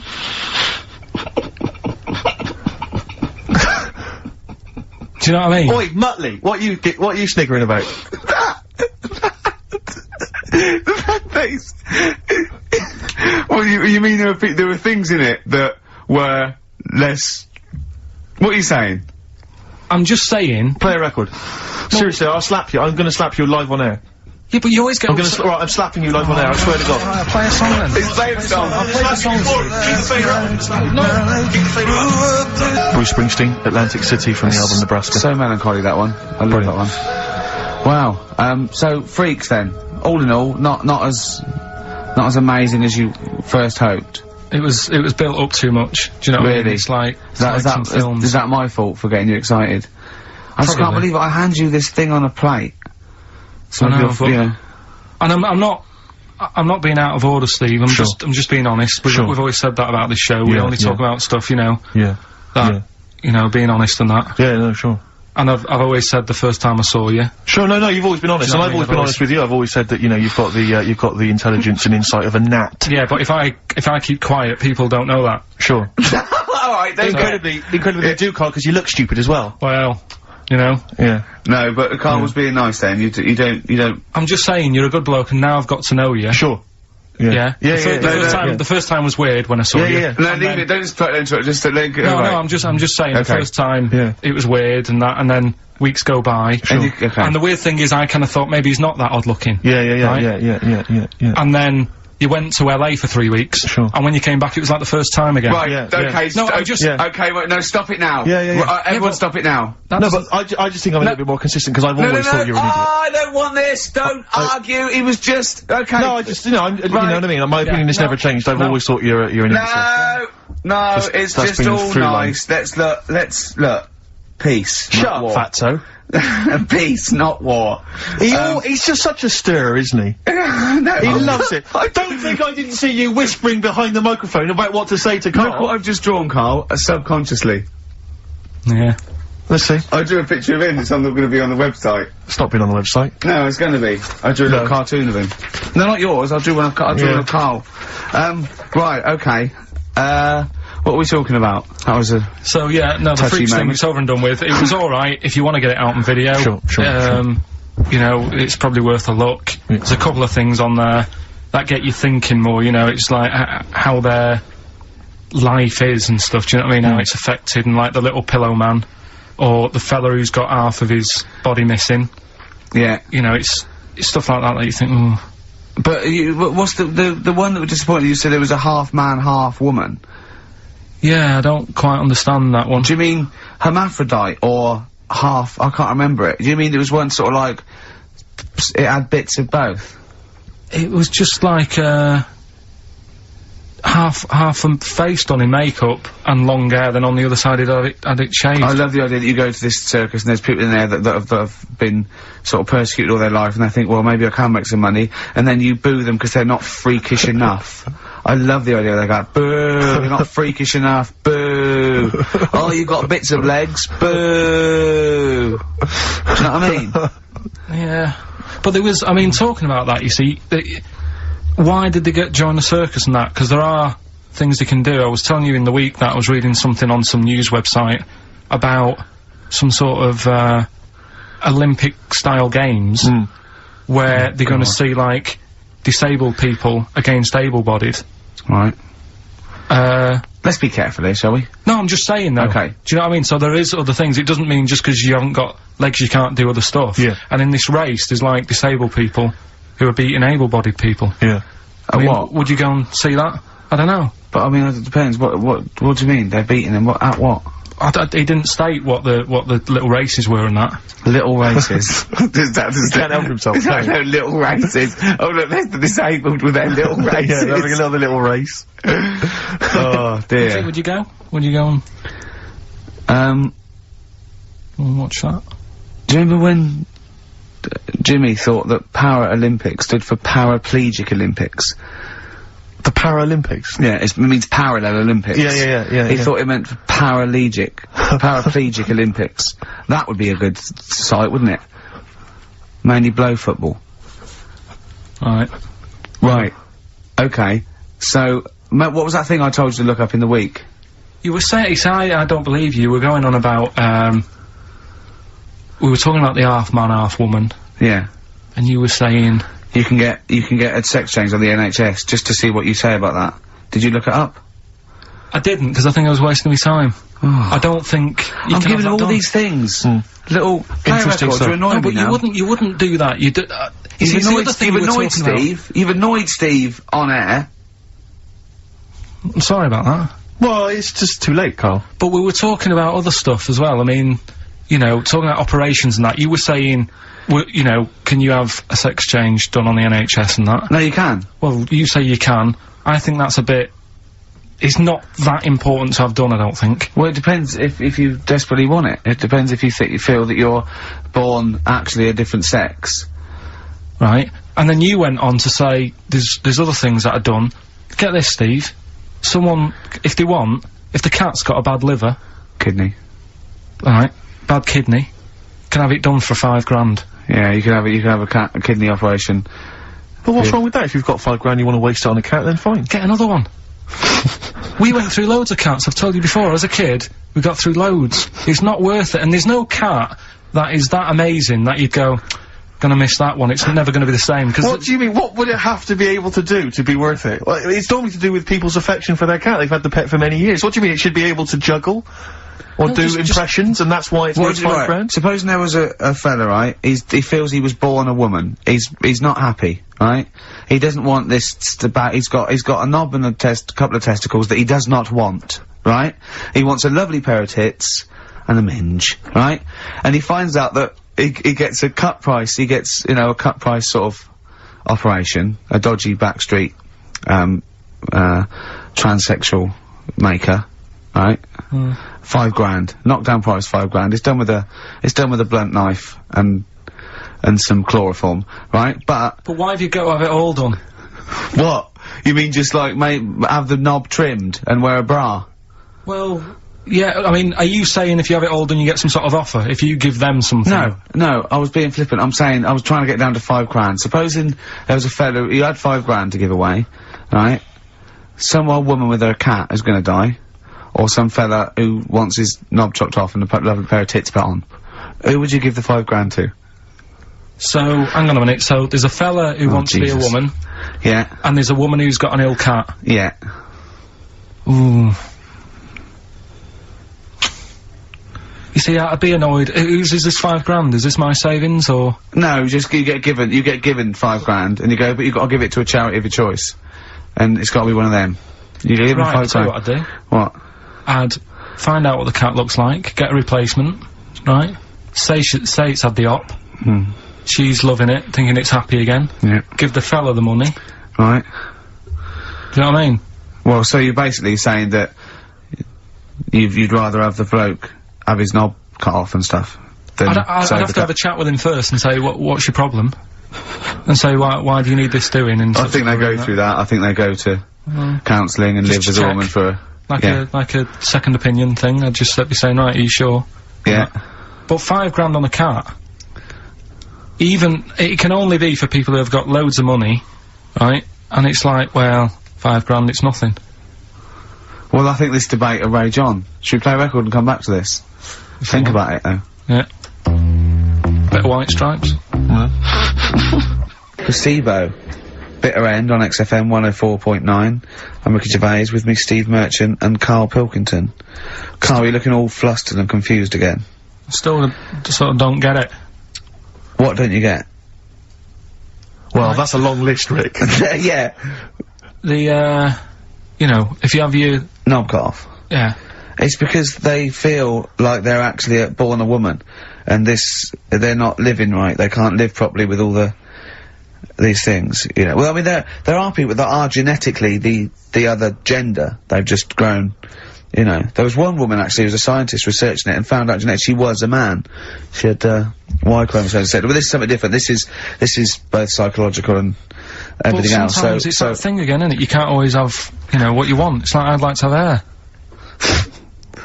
Do you know what I mean? But it's a bit easier. You can wear a wig. You can't go around, really. Well, you can put on, you know, false breasts and tuck it in. That's just it as well, isn't it, you see? You say, you know, you could have the operation done and that, and yeah, you might sort of feel as free as a woman down below and that, but at the end of the day, you still look like a fella. Yeah, here's a bra and a split tennis ball. No. They'd be just like Auntie Nora. Do you know what I mean, though? Well, yeah, but it's about their outward appearance as well and how they feel publicly. Don't forget, a transsexual, it's not a transvestite. This isn't just a builder in a dress. They have the hormone replacement as well, so they get estrogen, so they and electrolysis, so they have, you know, their face looks different, they don't go bald, they're slighter, they you know what I mean? They're the real thing. A transsexual is now the real thing. Biologically and politically and... But they'll still be a man, won't they? Well, it'd be embarrassing if they don't tell their new partner and there's pictures of them, you know, down the pub when they were 24, but you probably sort of get over that, don't you? They go, who's the fella with the beard drinking the yard of ale? That was me. Well, interesting story. Probably should have told you this before the honeymoon. Do you know what I mean? It's like, you can have all that done, right? There's stuff, you know, you could have your bits done, right? You can have, like, false teeth, but you know that when you see an old person with a good set of teeth, it's like, well, they're false. There's no way you've got good teeth like that if you were brought up in, like, the 30s. But what would you do if Suzanne said, look, I've got a terrible secret, and she showed you a picture of this kid, this little boy, growing up, you know, playing football, and then the pictures stop at 20 just before you met her, and she goes and she shows you a nice pair of bollocks in a jar. She goes, they were mine. Well, first thing is he'd take back the gloves he bought her last week. Would you go, oh, I can't go out with you now? Or would you say, well, you're the same person? I've blown his mind. Yeah, I really have freaked it out there. She is into sport. Eh? Should we play a record while you give her a call? No, but look, what I'm saying is right, it doesn't matter what you have done. We can wrap this up here, because I've got it sorted, right? Okay. Doesn't matter what you have done. At the end of the day, it's obvious that you've had it done. If you're a fella and you've been changed to a woman, I could spot you, right? If... You can't, though. I tell you what, I was at Suzanne's mum and dad's, right, up north last week, and I went to the off-licence, right? Yeah. And I went in there, never seen this fella before, right? Soon as I walk in, I eye him up behind the counter, go, alright, mate. Oh, hello. Oh, hello. I notice he's got a wig on, right? Yeah. Now, it was, I kinda looked and I thought, yeah, it's a wig, whatever. And then, I thought, I wonder if it is, and as I got to the till, I said, how much is that? He said, you know, 50 pence, I said, great. And as he turned to the till... Were you buying Suzanne a gift? As he turned to the till and he did that sort of angle, you got the profile, you see the bit sticking out of the back, you go, that's a wig. I know what you mean. Yeah. I know what you mean. It's like a little, it just, the last inch just lifts away from the neck. Yeah. Yeah. Now, everybody who goes in that shop will probably know him as having a wig and that. He keeps him happy, but everybody knows. So, what I'm saying is, it's like... But could I just say, transsexuals put in a little bit more effort than a fella who's plonked a rug on top and held it down with some duct tape. Do you know what I mean? You know, the only giveaway often with a transsexual is the big hands. They can't do anything about that. That's the only thing, you know. Alright. But I mean, transvestites are different, you know, they are builders in the dress. You go in a supermarket, you turn around, you see a 6-foot woman, huge head, you go, alright love. Do you know what I mean? You know, down below, she's packing more than us 3 put together. That's what I'm saying. But, you know what I mean, that's one of the, if Eddie Izzard, right, you're meeting Eddie Izzard, right, who likes to pop on a dress now and again, right, what's the politics with that? Do you go, as he walks in, he's all in evening gown, and he goes, alright Karl, and you go, alright Eddie, and it's in a busy pub, and you go, oh, why is he, and you go, do you say, do you want a pint of bitter, and slap him on the back like you would a mate, or do you go, that's lovely dress, do you know what I mean, what do you do? What do you do with a transvestite? Would you compliment a transvestite? On their lovely dress? If he was wearing a nice dress? In the same way that you would if Suzanne was wearing a nice Probably in a different way, I'd probably say, that dress, you know, looks nice. Be even nicer on a woman. Right. Do you know what I mean? So you try and change the way they think? Yeah. Yeah, you'd want to teach them a lesson. Yeah. Sure. In a way. Yeah. It's just, it's one of them things I can't get my head around, to be honest, right? I can handle hairy Chinese kids. Yeah. Is it true to say that you've never been able to handle a transvestite? So I'm just gonna add that to the list then, Karl, of things you can't figure out. It's like 4 volumes.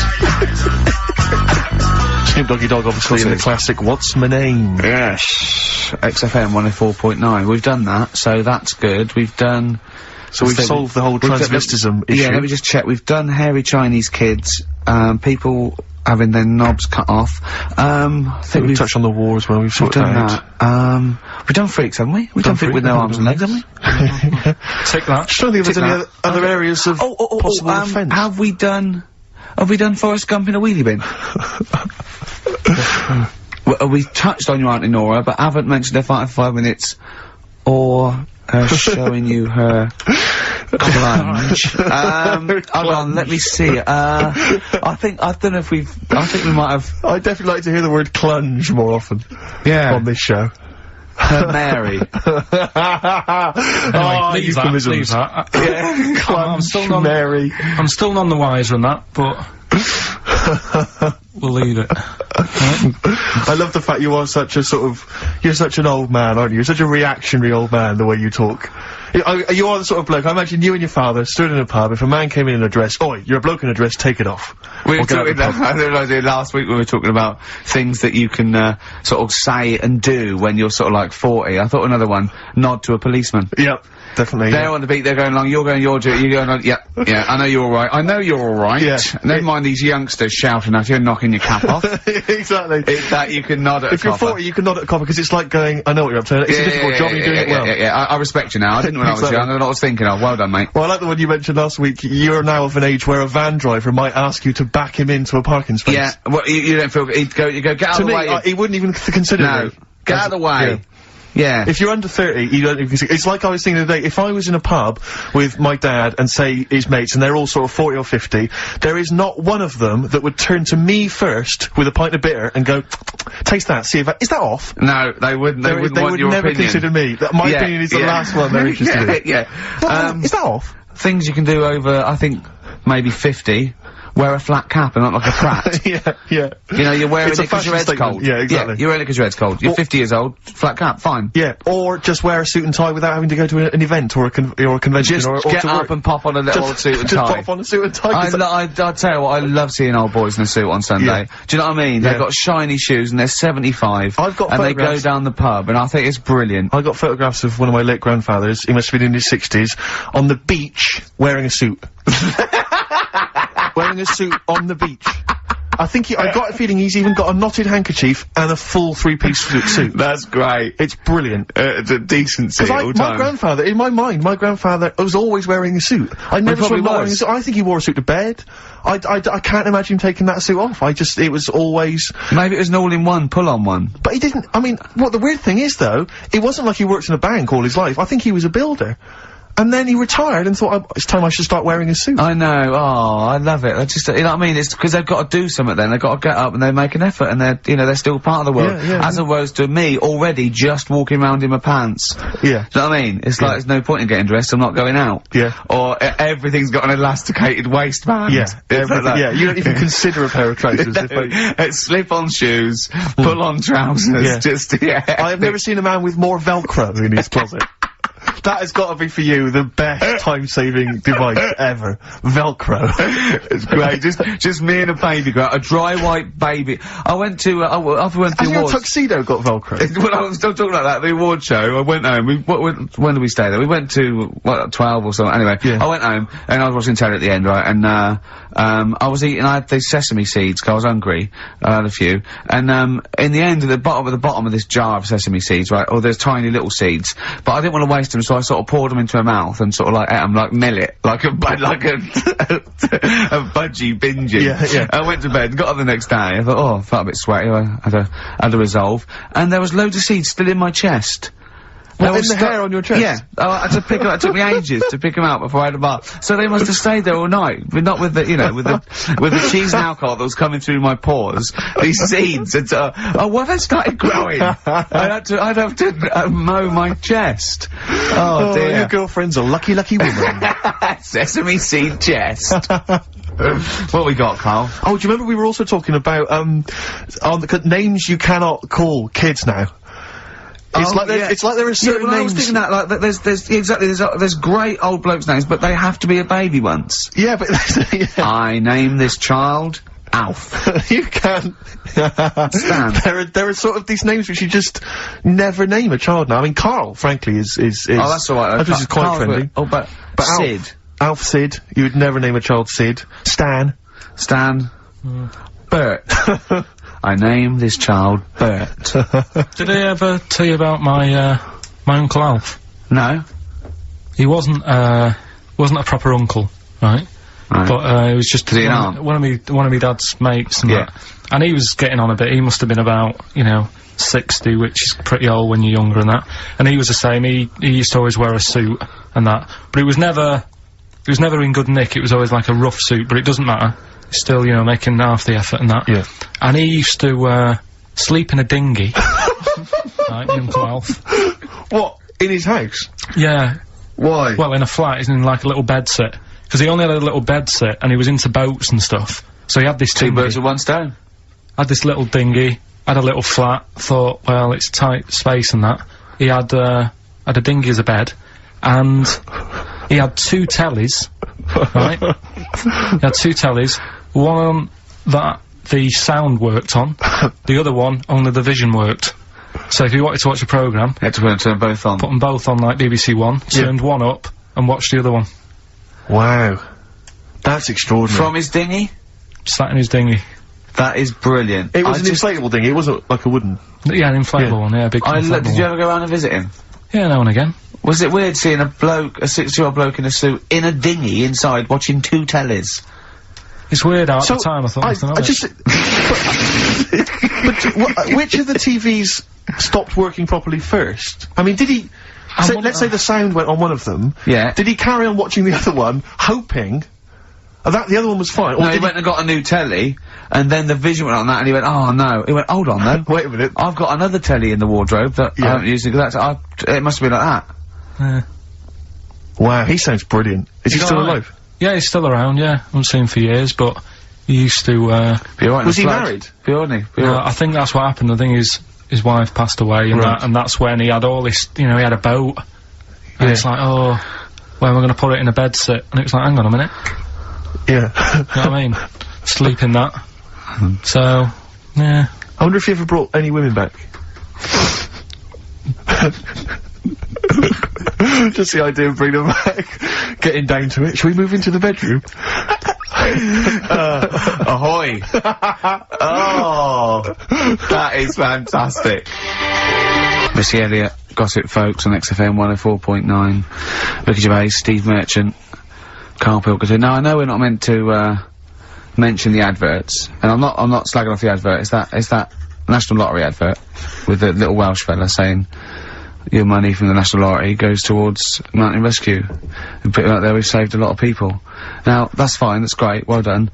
What I'm annoyed at is why those people are allowed to go up the mountain in the first place. Yeah. Don't go up there, it's dangerous. Yeah. You're at your own risk. Yeah. Do you know what I mean? Definitely. It's ridiculous. Just posh, beardy twats climbing mountains and sticking a flag up there. Why climb? I don't want you to. I don't want you to. Am I paying, is there any point, Rick, where I am paying for people to get rescued from mountains? I'm not sure. I think the lottery's doing it now. Fine. Because I'll tell you, if it was my money, I would be livid. Well, that's the point, isn't it? I mean... you should have to take out insurance if you want to climb up a mountain. You should pay for it. Yeah. If we save you, it'll cost a lot of money. You owe you. I'll be paying it back for the rest of your life. That's the risk. Yeah. Not falling to your death. Exactly. But never being able to pay it. They're all posh and rich anyway. Yeah. But it's just like, a cat gets stuck up a tree and the farmer come out because he doesn't know any better. Imagine if that was a bloke. I'm stuck up again. Stop going up there! Yeah, but that's what I'm saying again though, it's only a cat, so leave it up there. Get another one. Absolutely.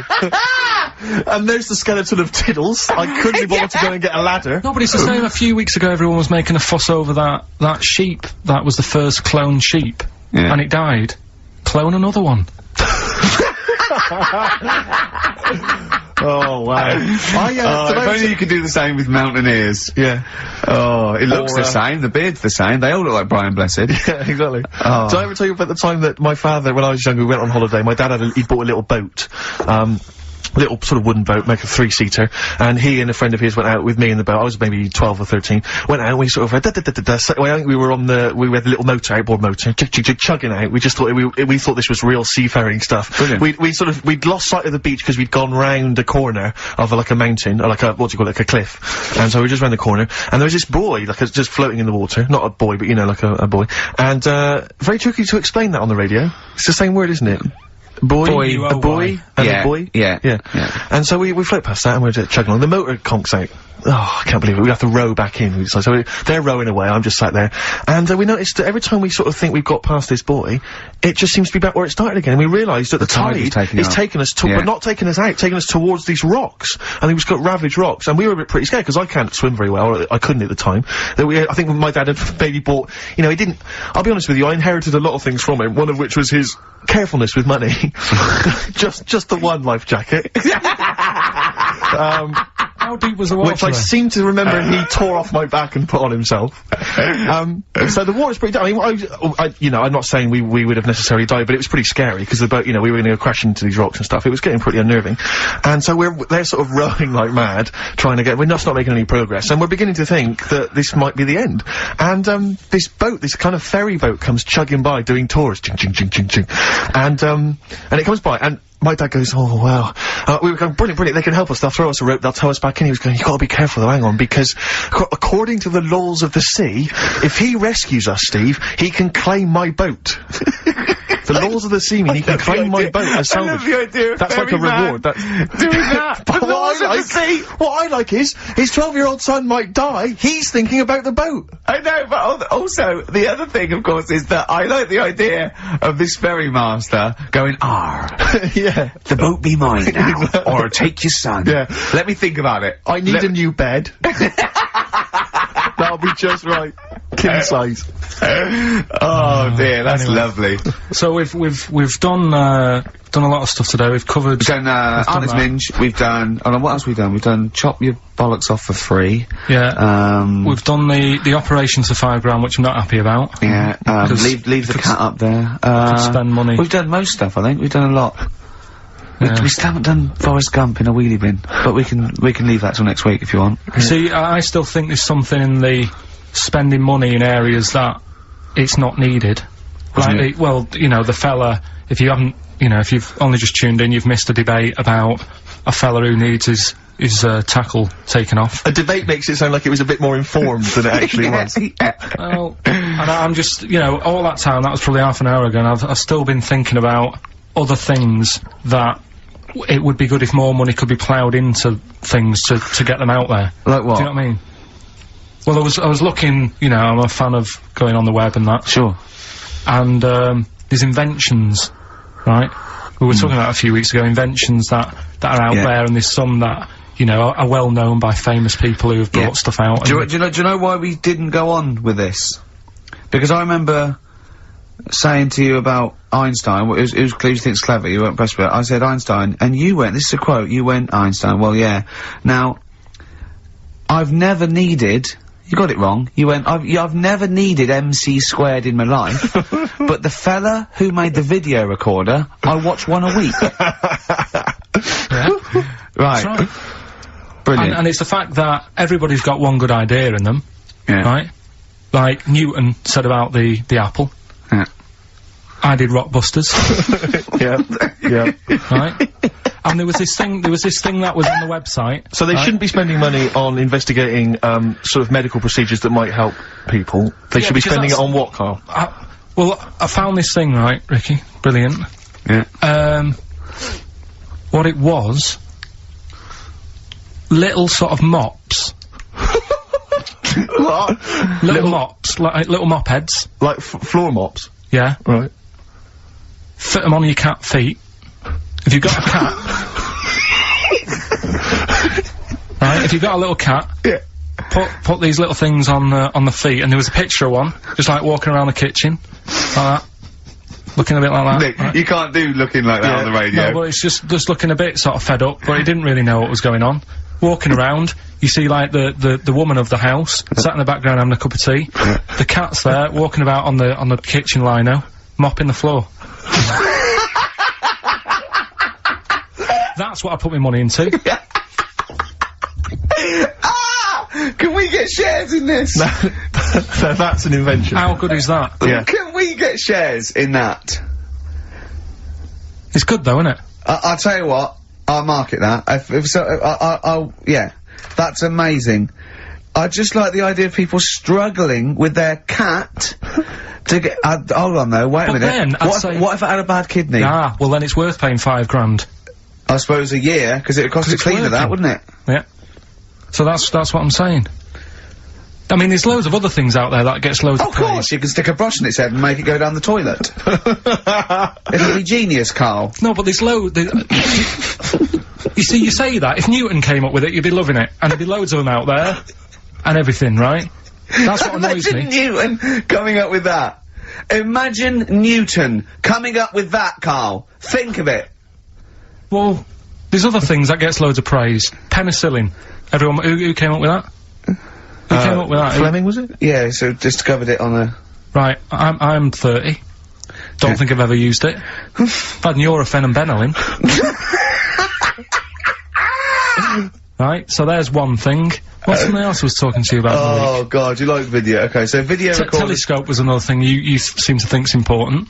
Well, no, you asked me about great inventors. I know something, so I said Alexander Graham Bell, the telephone, everything from that, linked from that. John Logie Baird, television, Marconi, the radio. I said Galileo, the I was naming you stuff. It wasn't that. I was just saying that I think those things are more important than Rockbusters. I think they're better ideas. Telescope, even telescope. Carl, play a record because. There's a website, I must try and find it during this record. It's got loads of inventions, I think you're gonna love it. Vicious from Lou Reed. Always a joy. Yeah.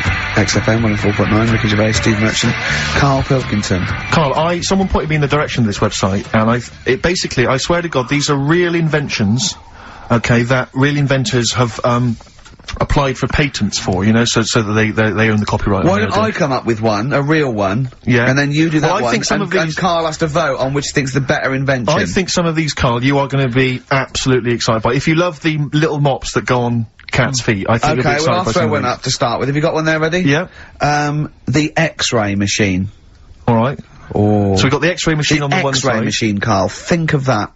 So, you've come to me with this idea. It goes through opaque things, it doesn't need light, it excites, it can, well, you know what an X-ray machine can do. So what's happening is, right, I'm sort of head of some business, I've got a load of money. Yeah. You're coming to me with an idea. Yeah. And Steve's coming with me to an idea. I've got, say, $5 grand and I've come with you, I said, look, I can do transrectal operation, you go, I'm not interested. I said, my cat needs a kidney operation, you go, I'm not interested.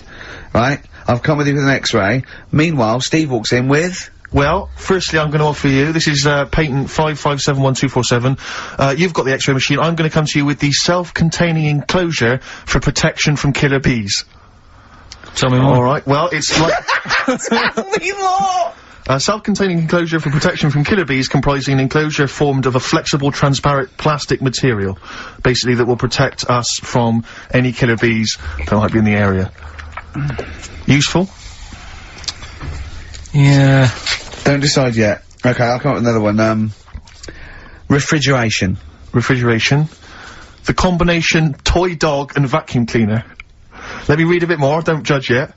A toy dog closely resembling a real dog and having a hollow interior in which is mounted a vacuum cleaner having a suction hose which is retractable from the tail end of the dog. This enables vacuuming a dog after a haircut and grooming without causing fear to the dog. Because it thinks another dog is in the room. Sorry, this is a decoy dog to make the dog not realise it's being vacuumed, thinking it's making a friend. There's a picture of it. Karl. Do you see what we're talking about there? That's a dog that looks... It's a fake dog. Also, do you see that why the cat with the mops is on Steve's side, and why sort of X-rays, refrigeration, things that are on my side, and Newtons and MC squared, as you... Can you see the difference in these can you see the pattern emerging and the difference? Yeah, but, you see, to me... Which are you impressed by? Are you impressed by the sanitary appliance for birds? I'll have a look at it. It's, if you've got a domestic bird, maybe a budgerigar or something, but you're tired of it crapping everywhere, these are very tiny nappies that go on a That is real, isn't it? Look, there's a picture, there's a diagram Can I put the microwave up against that one? I know I need the big guns to come out now. Oh, what are you thinking? I know you're Budgie excited. nappies or the microwave? It's weird because... Carl, are you tired of petting your dog or cat? I bet you are. That's why you need this patent pet petter. It is an arm on a piece of wood that will go up and down and stroke and pet your dog for you if you've not got time to do it. Well, I can only put up interferon, the cancer cure against that one. Exactly. Yeah. You see, a lot of these things... These are all genuine inventions? Yeah. And if the time was right, we'd say, get 'em made. Do you know what I mean? If there was a bad swarm in London, I'd be saying, get the bee-man on. Yeah. Right? What, lose the X-ray machines, I don't care about broken bones for now. Well, at that moment in time, that would be more important than... Do you know what I mean? We know people have been stung, we don't need to look inside them. Sure. Do you know what I mean? It's all about... It's like the telescope now, isn't it impressive? Sure. If you want to see something in the distance, get on the transport and go and see it. Do you know what I mean? You don't need to look at things in the distance. Right, sure. Whereas budgerigars are shitting and pissing all over people's homes. Could we put these... I'll tell you what, Karl.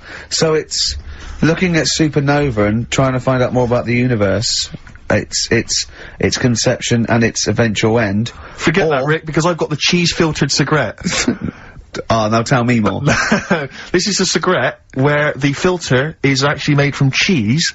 Apparently cheese acts as a very good filter for tobacco, so the smoke passes through the cheese, thus you will induce a kind of smoky cheese. And also, smoking, you know, might make you a little bit peckish, and you can just nibble that so there's no dog end lying around the pavement. Or budgie shit. It's a cleaner place, and you haven't been stung. Brilliant. Right, now listen, so that's that done. Yeah. We've done that as well. Yeah. We're running out of time. We've got like 5 minutes left. Winner for Songs of Phrase. Alright, give us the answers. Right. We did this at the start. We haven't even got time for the film thing today. Oh. But we'll do that next week. Songs of Phrase. It was a phrase, you never see an old man eating a Twix. I love the fact that we haven't got time. Like, we've had such important stuff, and it's been so jam-packed and interesting. Not that it's been drivel with gaps we could have filled much better. Yeah. Don't look at it like that, like, oh. What, with his film quiz? Come on. Oh, dear. So, Songs of Phrase. You never see an old man eating a Twix. We had to change it to Mars Bar. Here's what we had. Jerry and the Pacemakers. Echo and the Bunnymen. Something like that. David Bowie. And the Beach Boys finished off. Oh, what do you mean I thought that one was? What do you mean? Who's the winner? Oh, it doesn't matter. You gotta give the answer. Who was that one you didn't know it was us? It was Neil Young, wasn't it? Jim Crochet, is it? Old Man River, it's called. Jim Crochet. Something. Old Man River? Yeah. Jim Crochet sang Old Man River? I don't think so. What was it? Who cares? Right. Well, people— I can't believe this. Jim— Old Man River, it was. Let's give the prize to— Jim Crochet wouldn't have sung Old Man River. Well, let's give the— Paul Robeson. Let's give the prize to Mitchell Sterling, who has got some of the answers right. On XFM 104.9. We'll be playing that great quiz again next week. Next week. With Mick and Gervais with it on XFM Sports. And if you want to send an email, it's rickandgervais.co.uk, or check out the website on XFM's All the Cons. Good night, 3:30. Coming up is Narrow Levine and Stoopy Nouns. Richard Ashcroft, Science of Silence on XFM 104.9. I love that. Yes, correct. He's one of my favourite artists now. I just think, he's so— I don't know why he's not ballistic. He's got everything. He's like one of our best rock stars. I'm Ricky Gervais. Hello there. You're Steve Merchant. I am indeed. Karl Pilkington over there. Big day today. Really? Yeah, for Karl. He hasn't been looking forward to it. He's been whinging in the week. A couple of things. He thinks he's overworked. He thinks he's overworked here, and he's stressed, and he's got to do DIY. MTV are coming in, right, to give him the chance of his a lifetime to do just a little screen test, and he's going, well, I'm not going to look good, am I? They're not going to have a why. He said, well, I've got a round head, and I'll be wearing headphones. And, he's not made an effort. He thinks, oh, they'll put him off. He said, they won't even press record. He's got a spot on his head. I mean— You know, also— You're not looking forward to it. You're not excited about it. It's a great opportunity. Why is it a great opportunity? to get on MTV. No, but It's money for old rope. Yeah, but look what's happened to people like Jeremy Speak, whatever his name is, and all Jeremy that. Spake, yeah. Yeah, and yeah, slightly different. Slightly different. Why is it? Well, see, you're making it in the industry, and you've got something to give. He happened to be around when they were filming an airport. well, do you see the difference? All right, the other one then, who's on a boat. Same thing, although at least she had a skill. She had a skill, you know, she can sing, you know. Well, it's just, I think it can all go wrong, do you know what I mean? Well, of course it can.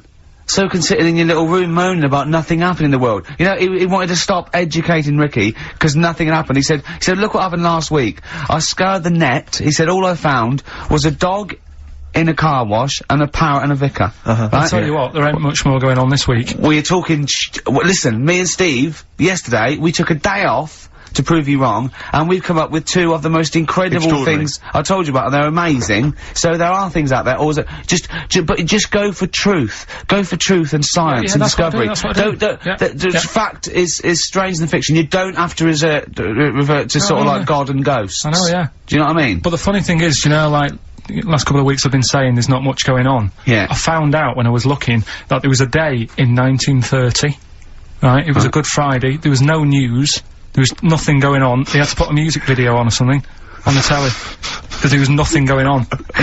Play a record. We're gonna play some classic tracks today. This is, Debaser.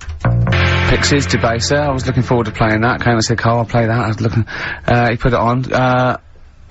Lauren just called through and said we played that in the last half hour. Embarrassing. Yeah. So, what is the point of having a producer if he doesn't check things out?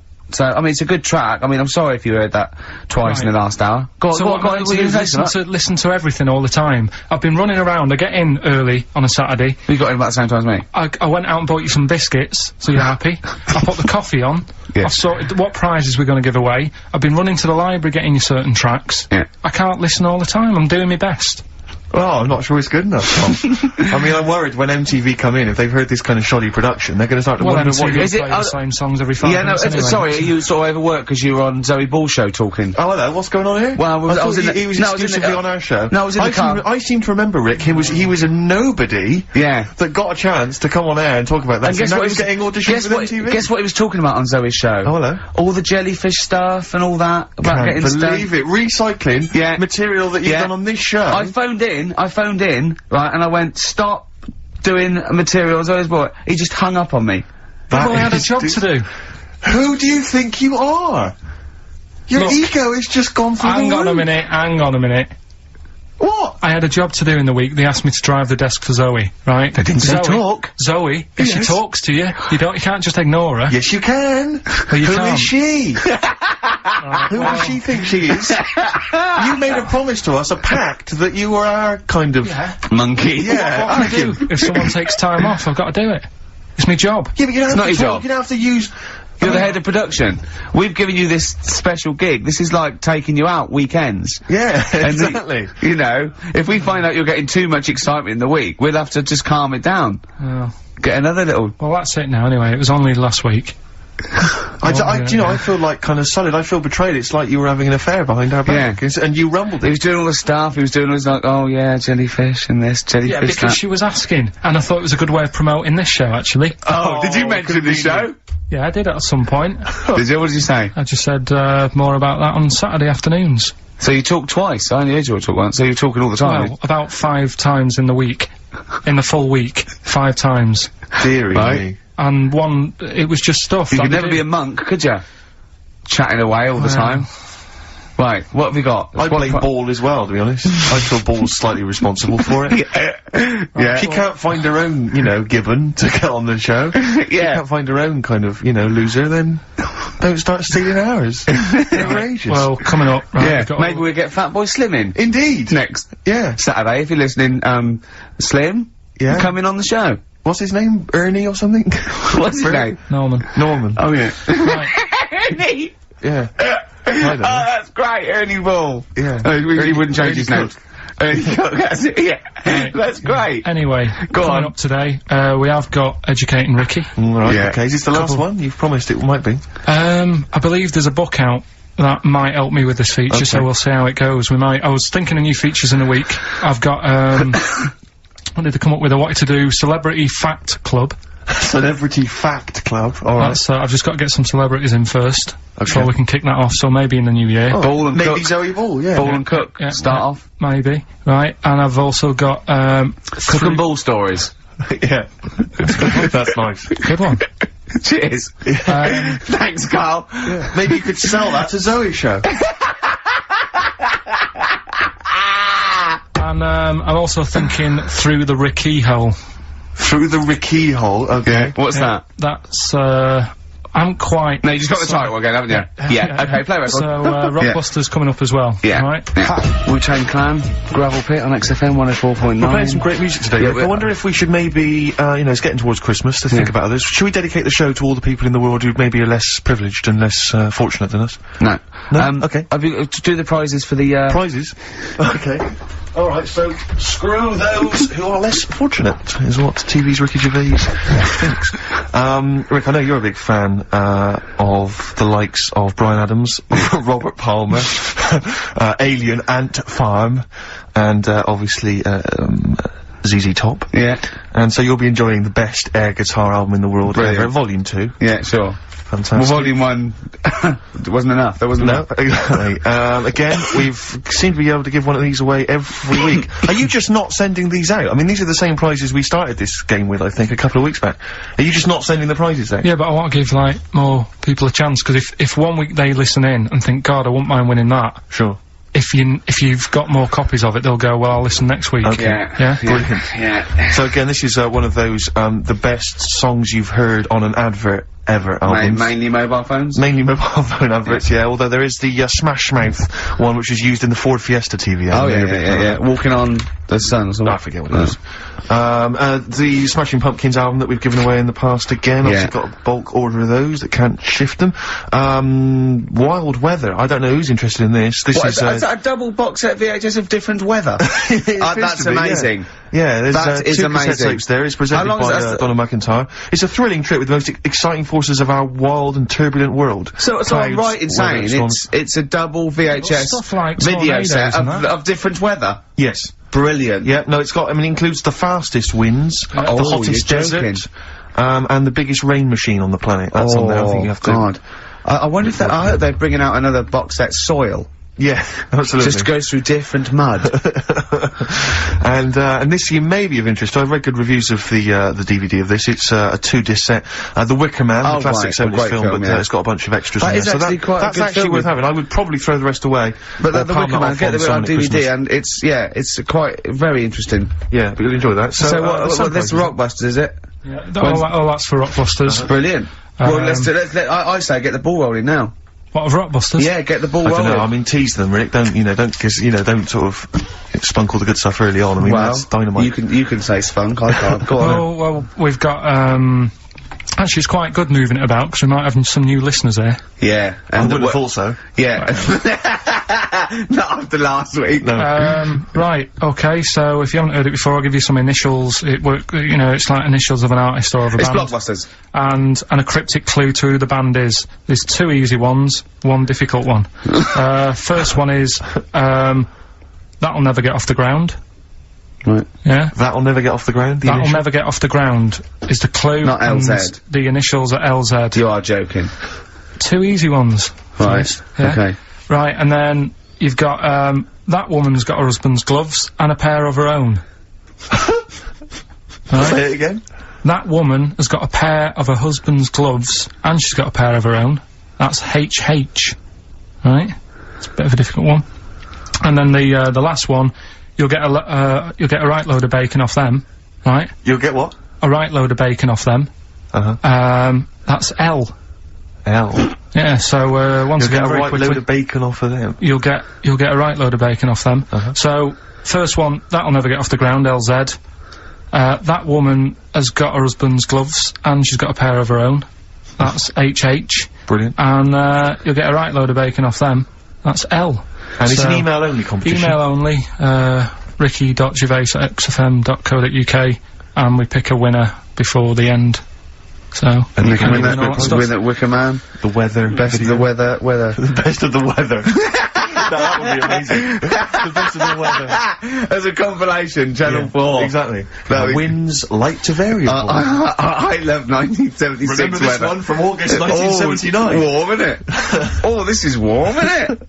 Oh, the weather. I'll tell you what. You remember how we always play, like, great music, usually?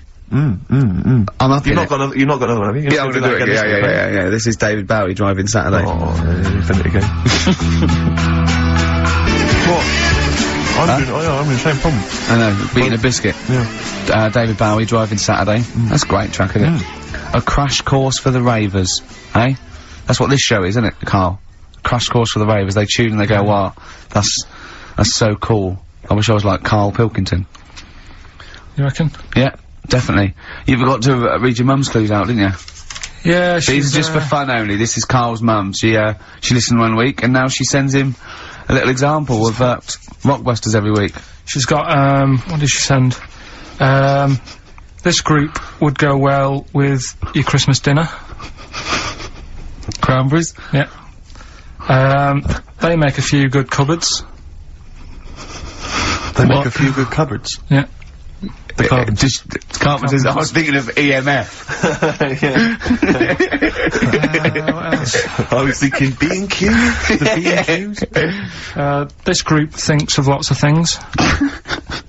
This group thinks of lots of things. Yeah. Go on. Imagination. I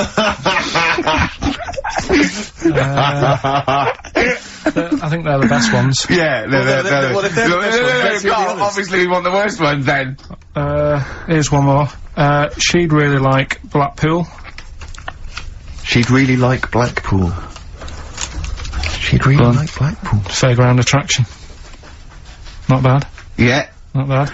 Right, so, there's, Does she write anything else in the letter? Or does she just send them, like, scrawled on the back of, you know, I don't know, a till receipt? She did with the first one, now it's just the Rockbusters. Right. Really? She doesn't bother asking how you are, or... Well, I speak to her in a week. On the phone, so it doesn't- What kind of conversations would you have, then, with your What do you say? stuff? Do you moan about how overworked you are and stuff to her? I mean, they're always surprised when I'm getting in late and that. It's like, you know, what have you done today? Well, I've just got in from work and it's like 8:30 at night. A lot of people get home at 8:30, Carl. Next. You know, just saying how's the flat going. I was asking my dad some DIY tips the other day.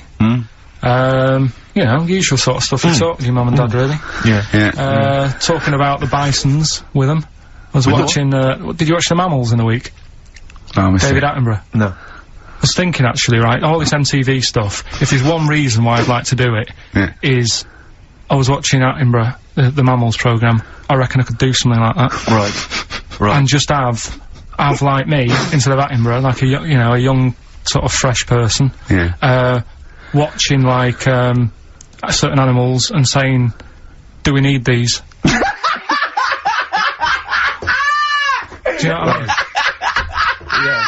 Yeah. Oh, God! What's going to be Death on Earth? Well, That's amazing! Do we need these? No, 'cause there's loads of and stuff. the audience at home would vote, would there be some kind of telephone like a vote out system. Oh, The thing is like, it's something interesting that Attenborough was saying the other night on, Do we need these? on Jonathan Ross's show, on his telly show, right? He was saying, he said, you could take all the humans off the earth and it would carry on. But take, like, some animals off it, mammals and that, you got problems on your hands. I thought that was quite interesting. Yeah. So it's like, the question is, do we need these? Is that part of the big thing? Right. Like jellyfish. Yeah. We've talked about jellyfish. Yeah. Yeah. So which mammals in particular were You talked about that on Zoe Ball show, haven't you? Hey? Which mammals, were you thinking we don't need when you watched the show the other night? Any in particular that you thought they don't need them? They're not of interest? Well, I like whales, but I don't know what they do. And they're taking up quite a lot of room. Sure. But stuff like, but like, jellyfish, I looked into because, you know, I was talking about them, and, they were saying they've got no eyes, no heart, there's something like 97% water. They're blind, and they do about 33 miles a day. Right. So it's like, do we need them? Could we clear them out? A big net. That would be the programme. Right, we'll get rid of them. Next week, we'll be looking at, rhinos. I think it's genius. Honestly, I think it's genius. And like going along sort of like picking up sea anemones and going and just lobbing them into the sea. well, what do you think about MTV doing that? And then I just, in between the bits, Play music videos? I play music related to fish, so I could play like Fish. Yeah. Like Rock Guy. Or, the Animals. Rock Lobster. Yeah. Or, what else could This I get could in run there? and run. What other songs have got animals in them? The Monkeys. Could play the Monkeys. Yeah, there's about 1 million, so let's not start this. No, but, do you know what I mean? So do we need this? So MTV flies you around the world And to the most incredible exotic locations. You sort of climb up a tree or whatever next to, I don't know what lives up a tree, some kind of rare parrot. You say, look at Sloth. that, it's colourful, Sloth. it's interesting. Oh, you like sloths, don't you? No, they just live up trees, but I'd say, do we need them? Why? Well, what do they do? What do you mean? What do they do? What do you want from an animal? Carpentry. What do you want? I don't like scorpions, right? Right. But then I found out they look after those monkey things. They're not monkeys, they're lizards! Well, alright, yeah, them lizards, they look after the lizards. So there's a reason. But do you need the lizard? Could be your Well, next yeah, question. because the local people made shoes out of them. But not when the scorpion protected them, they didn't. Alright, we don't need them then. Okay. So ultimately, would anyone decide? I mean, do the animals kind of get a chance to mount a case for their survival? I mean, is there maybe someone that comes into their corner and sort of defends them? I'd have like a David Attenborough type character who says, well, they do this, and I'll go, yeah, but do we need that doing? Yeah. Okay. So what does an animal need to do in order for you to feel that it sort of gets a chance of life? I mean, like a pet, like an animal, like a dog maybe, or a cat, I mean, they give a certain affection to its owner. Is that a valid, reason to survive? Not particularly. Not really. No, okay. I've been saying that though, blind people use dogs, so they are useful. So dogs are useful. Farmers St. Bernards, they often save people, don't they, in snowy weather? Cats. I'd have to think about it. Okay. Keep the mice down. Yeah, but you got Rent-A-Kill. Okay. So what I'm saying is something that will affect the world. Right. I think you'll find everything does. Except Karl.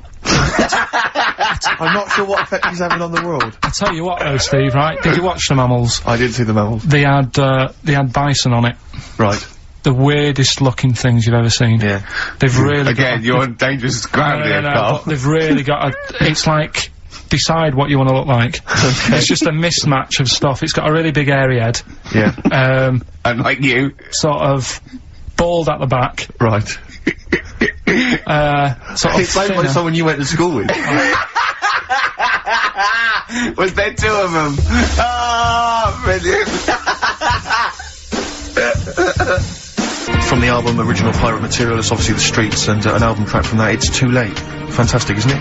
Yeah. I know everyone's raving about it being, you know, one of the albums of the year, but it is, I think. It's great. That's brilliant. I love the backing as well. It's just so good. The lyrics, the things you go, they're my favourite band of the year.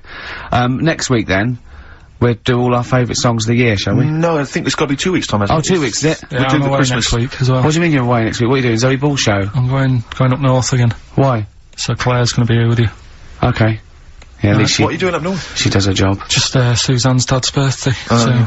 I bet he's a party animal. I've read that they really kick off, don't they? Is it, yeah? When? So you gonna be raving? Can't concentrate now. Oh, well, he's all stressed because the lady from MTV's here. She's gonna film his little face. So the things he said in the week, he was so worried. He's got worried about the spot on his head. That won't come out. Just you got your best side. On that side, that's alright. Yeah, the camera's out. Look, he's getting nervous now. Okay, Karl. Ignore the camera. Okay, just ignore the camera. Okay. Now, me and Steve have done our research for you, and we've got two amazing things to tell you. What should I tell them first, about the baby or the... Well, they're both equally fascinating, so you choose. I'll tell you the crab thing first, right? Steve actually saw this thing in The Guardian the week, about our research thing, and then we looked it up, we looked into it on Friday, and it is incredible. Right, listen to this. There's a thing in a bay in, New England, right, where it's like the biggest, they make silicon chips and stuff for computers, right? And because of the data protection thing, after they've done them, because they have to destroy the plates, right, where the information's sort of put onto them, but there's still flakes of silicon, they sort of grind it down straight away, and some of the flakes got into the bay, okay, but some of the information's still on even the slight granules of silicon, anyway, gets in the water, and silicon is rather like, a carbon derivative. They reckon if there'd been life on another planet and it wasn't carbon-based, it'd be silicon-based.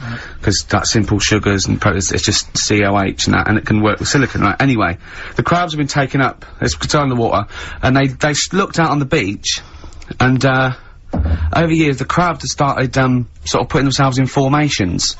Like, geometric format, and they couldn't work out why they were doing this. And, when they put them in the experiment, they sort of like chopped them up, and they found they'd taken on silicon. And it had sort of got into their brain, and they were downloading information.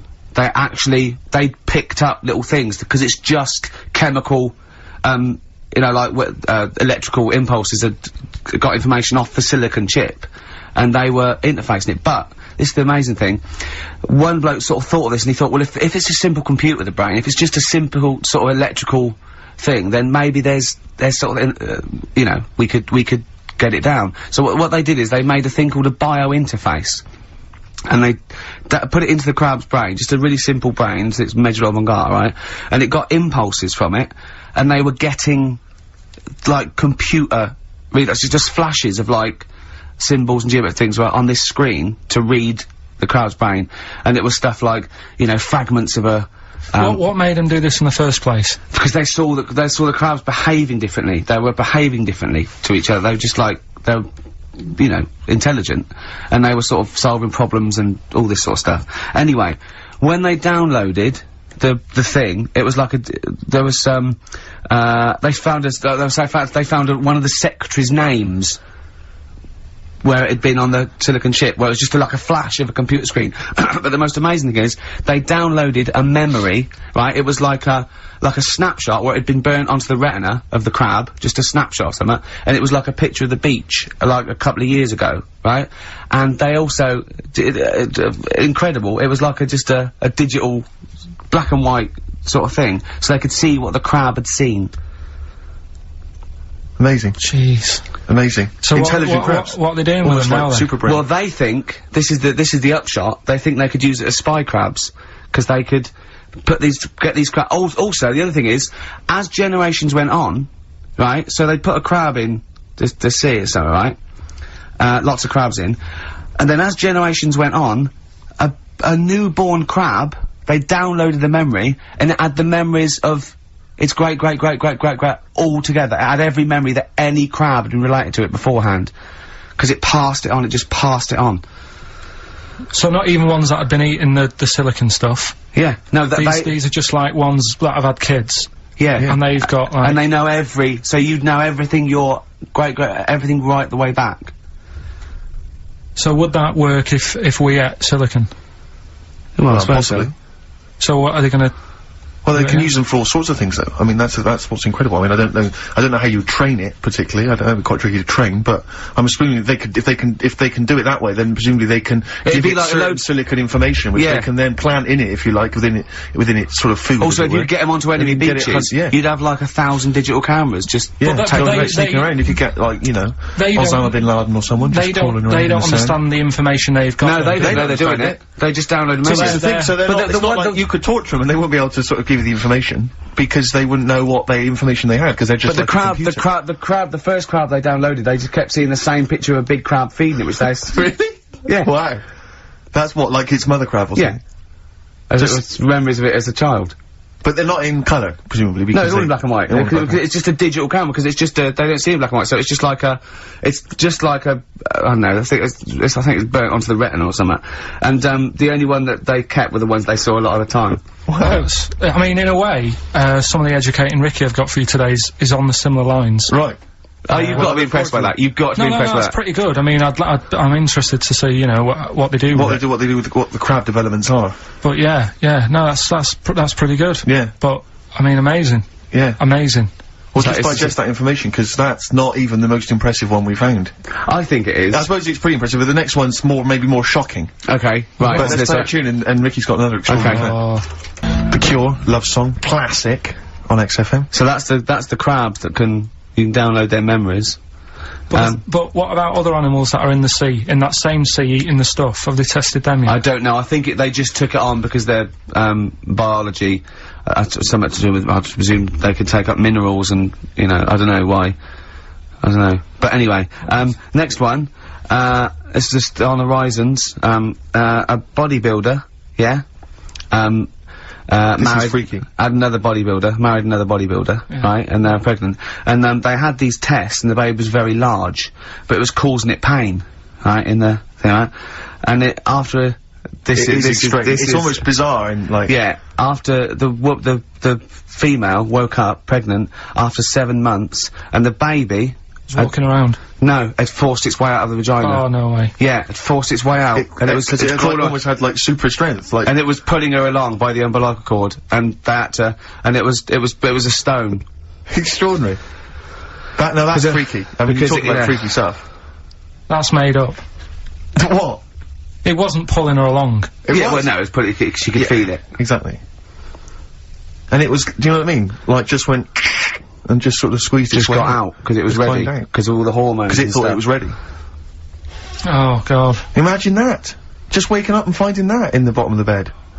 Freak out, wouldn't it? Because you'd think it was a nightmare initially. And it had hair and everything, didn't it? Yeah, because all the hormones there, like a hair, there was something in the week about, you know, you've got test tube babies and that now, haven't you? But they've managed to do it I only caught half I the knew story. he'd be more impressed by the crabs than that. He doesn't care if it's human. No, I am. I'm telling you Go though, that, there was something, I only caught half the story because I was busy, but, there's something about babies being able to be born without having any people involved.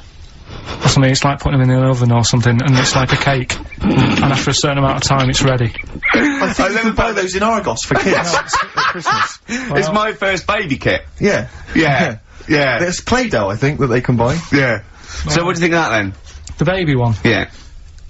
I prefer the crab one, Yeah. but the baby thing's pretty horrible. Yeah. So it was bigger than like the average.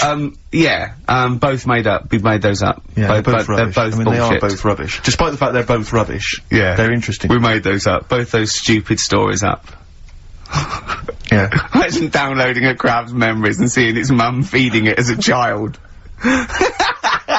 Both that's are rubbish. I had trouble. Yeah. I knew I was gonna have trouble with, pushed its way out of the vagina. Yeah. I practiced that about 30 times yesterday with Steve. I was going, I'm not gonna be able to do it, mate. Yeah. I'm not gonna be able to say that. Yeah. Are you disappointed? A little bit. I mean, the baby one's a bit sort of out there. Yeah. I wasn't really having that one. No. But the crab one, See, now, what's interesting, I think, is a useful experiment, Karl. I don't know what it's taught you about yourself. But would you say that that's revealed to you a certain thing? I don't know, maybe... that you're a bit gullible. I mean, you know, what I'm saying is maybe you shouldn't accept or swallow your hook, line and sinker everything you read on the web. Do you not think maybe a valuable lesson I there? feel bad because I said to Steve, he won't be annoyed that we conned him, he'd be annoyed that they're actually not true. You'd love that crab thing to be true, wouldn't you? it wouldn't surprise me if it did happen one day. Sure. Yeah. So, and then he'd laugh. And it's, in the break, when I said about the crabs, you went, well, I'm keeping them then. Yeah. Yeah. Right, well, I know what you're getting at. with the educating Ricky, but, you know. Let's see. You've got, 3 titles. Yeah. That'll tease you with different stories. You take your pick and I teach you something. That did happen. That's a little bit of venom. Yeah, go on. First one is, don't rub it too hard, you'll get a rasher. I bet that's bacon related, knowing you. You've got enough is anus. Say that again. Enough is anus. Enough is enough. Well. But it's changed to enough is an anus. Yeah. And Okay. you've got, Yeah. you've also got, will it be a bloke? Oh no. Will it like a bloke or a woman? What? Will it like a bloke or a woman? Will it? Yeah. Will it like a bloke or a woman? Wow. Yeah, so they're your 3 stories today. That sounds exciting. Okay, well, I'll have will it Well, we're like... gonna play a record now, Rick, surely. Yeah, And, okay. and come back with... Sorry about the crabs and the big educated baby. Ricky. Alright. It's a valuable lesson, really. I'll think of a title for him. Yeah, Oasis. The Hindu Times. Karl just did his little screen test down the lens, and he went. I said, "Just look at the camera." He went, "Right. Do you want to know about MTV?" She went, "Well, it might be VH1." He went, "Right." It did Rockbusters. Then after the break, some Genesis.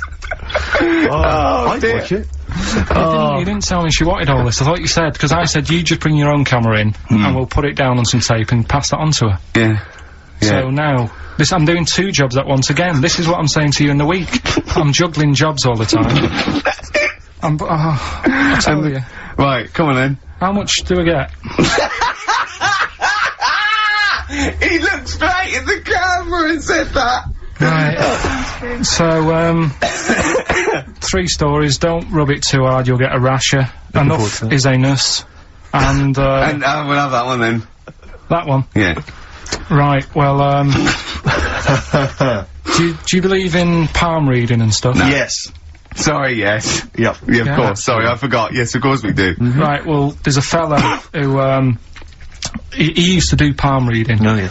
But a lot of people, he found that when he went up to him in the street and said, "Do you want your palm reading?" He was like, a lot of them were like, you know, "Oh, I'm a bit ashamed of my nails and stuff because they're a labourer or they're a cleaner or something like that." I know a lot of labourers are slightly embarrassed by their nails. Yeah. No, but Yeah. so he found Look at my bloody hands, Reg. well, That's that hod carrying. did I ever tell you that? Did I ever tell you that I got picked at school to make tea and serve biscuits to old people because I've got good nails? No, go on. Is there any more to the story? Well, that's about it. I mean, we used to do, like, I think the head teacher must have been getting something, maybe getting his mam in there for free or something in Soul People's Home. So he offered the kids of the school, he said, right, all sit at your desk and put your hands on the table. And everyone did.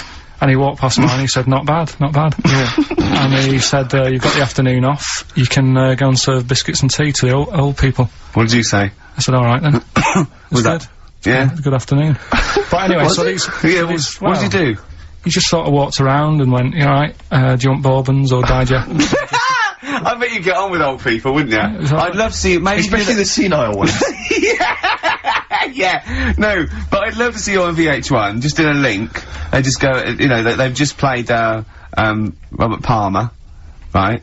And it comes to you in a little park, and you just sit next to an old lady and go, alright? And you go, yeah, not too bad. You go, what do you think of London? Crap, innit? And she goes, yeah, it's awful, innit? And you just have a talk, and you go, alright, well, she doesn't like it. In excess. Yeah. That's what I'd like to see. I still think my idea is better, but... So what are you going for then? Oh, you've picked one, haven't you? Yeah, so this fella... So there's palmists going around the streets. Yeah, he's going round and randomly trying to give palm readings. They're losing money. Hand over fist.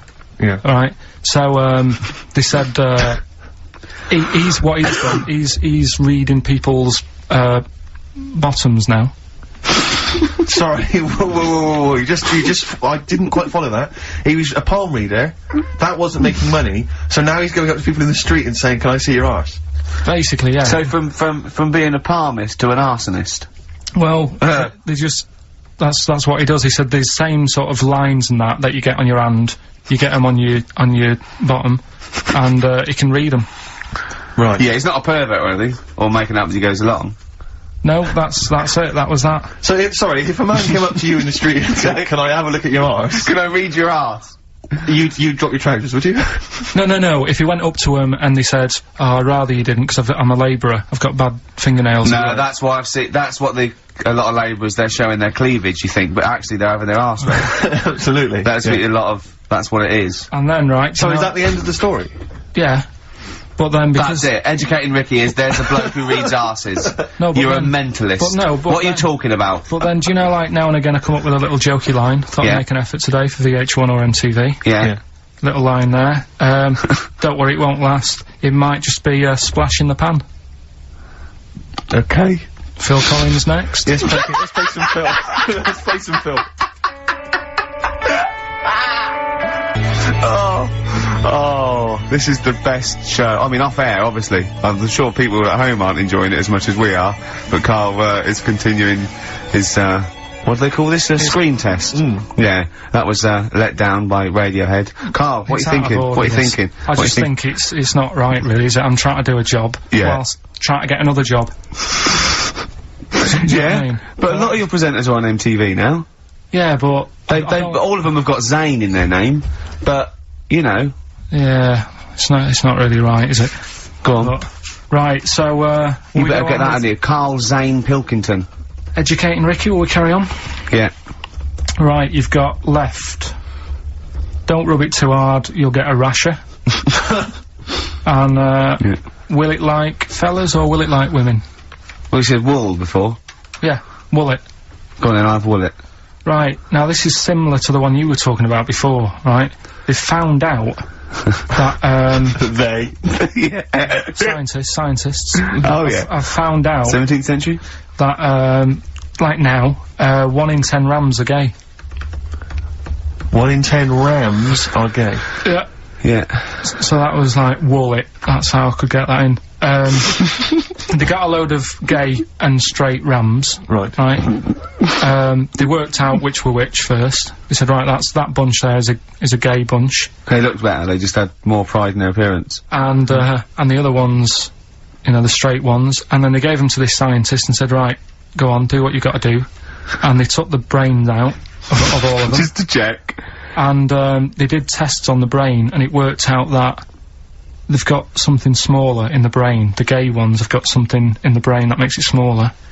And they said, right, well, that's probably how it's gonna work on males.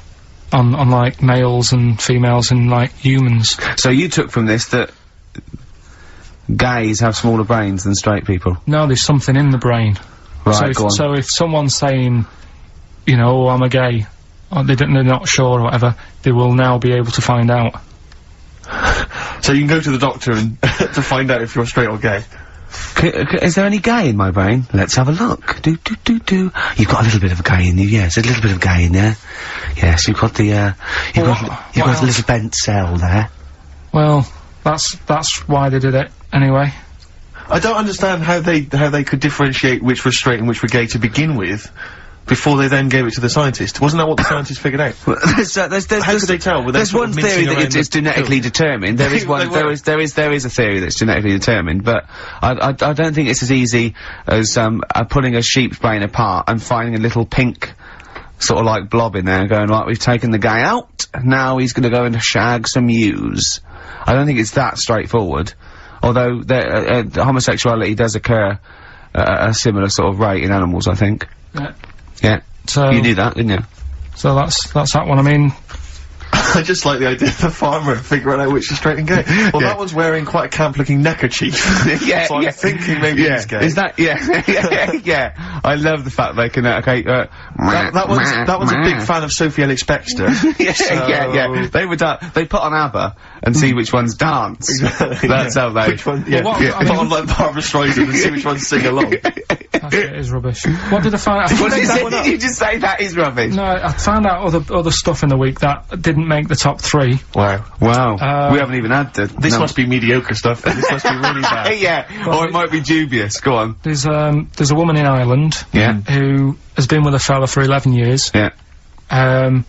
She always saying to him, you know, when are we going to get married and that? And he's like, oh, we don't need to. You know, we're happy and that. You know, like I am with Suzanne, it's like, there's no point, really. Unless you have a kid, I don't think you need to, do you? Right. So, he was like, we'll do it in time and all that. Anyway, he comes home from work one day. He says, oh, go on then, we'll get married. She was so shocked, her hair fell out. Did you get that? Wow. So that's extraordinary. And what did he say? Oh, I'm not marrying you, Baldy. Yeah. Well, she was so shocked her hair fell out. Yeah. I love the idea of it just going to the ground. Fell out, Yeah, what else? Right, that's rubbish. That's rubbish. That's rubbish. Next. You've also got, it's weird, isn't it, Rick, that the stories that we made up are more plausible than the facts he's actually giving I think we tried too hard. I think we tried too that's what he's willing to believe. He's willing to believe that a woman's hair fell out when her husband came out saying, let's get married then. Oh, you old romantic. Well, yeah, then, here's a good one. Go on then. Right, in Dubai, this woman went to Dubai for a holiday. And, she was over there, and apparently in the markets, Bit by spider? They sell lizards. Oh, go on. Right, just like for people to buy. So she buys one, not knowing that you're not really meant to take him out of the country. Sure. Puts it in a bag. Yeah. As you do. What have you? And, then she gets to the airport when she's going home, she's thinking, I can't really leave it in my bag. So, she puts it on her head. On her head? Wears it as a hat. She wore the lizard as a hat? Yeah.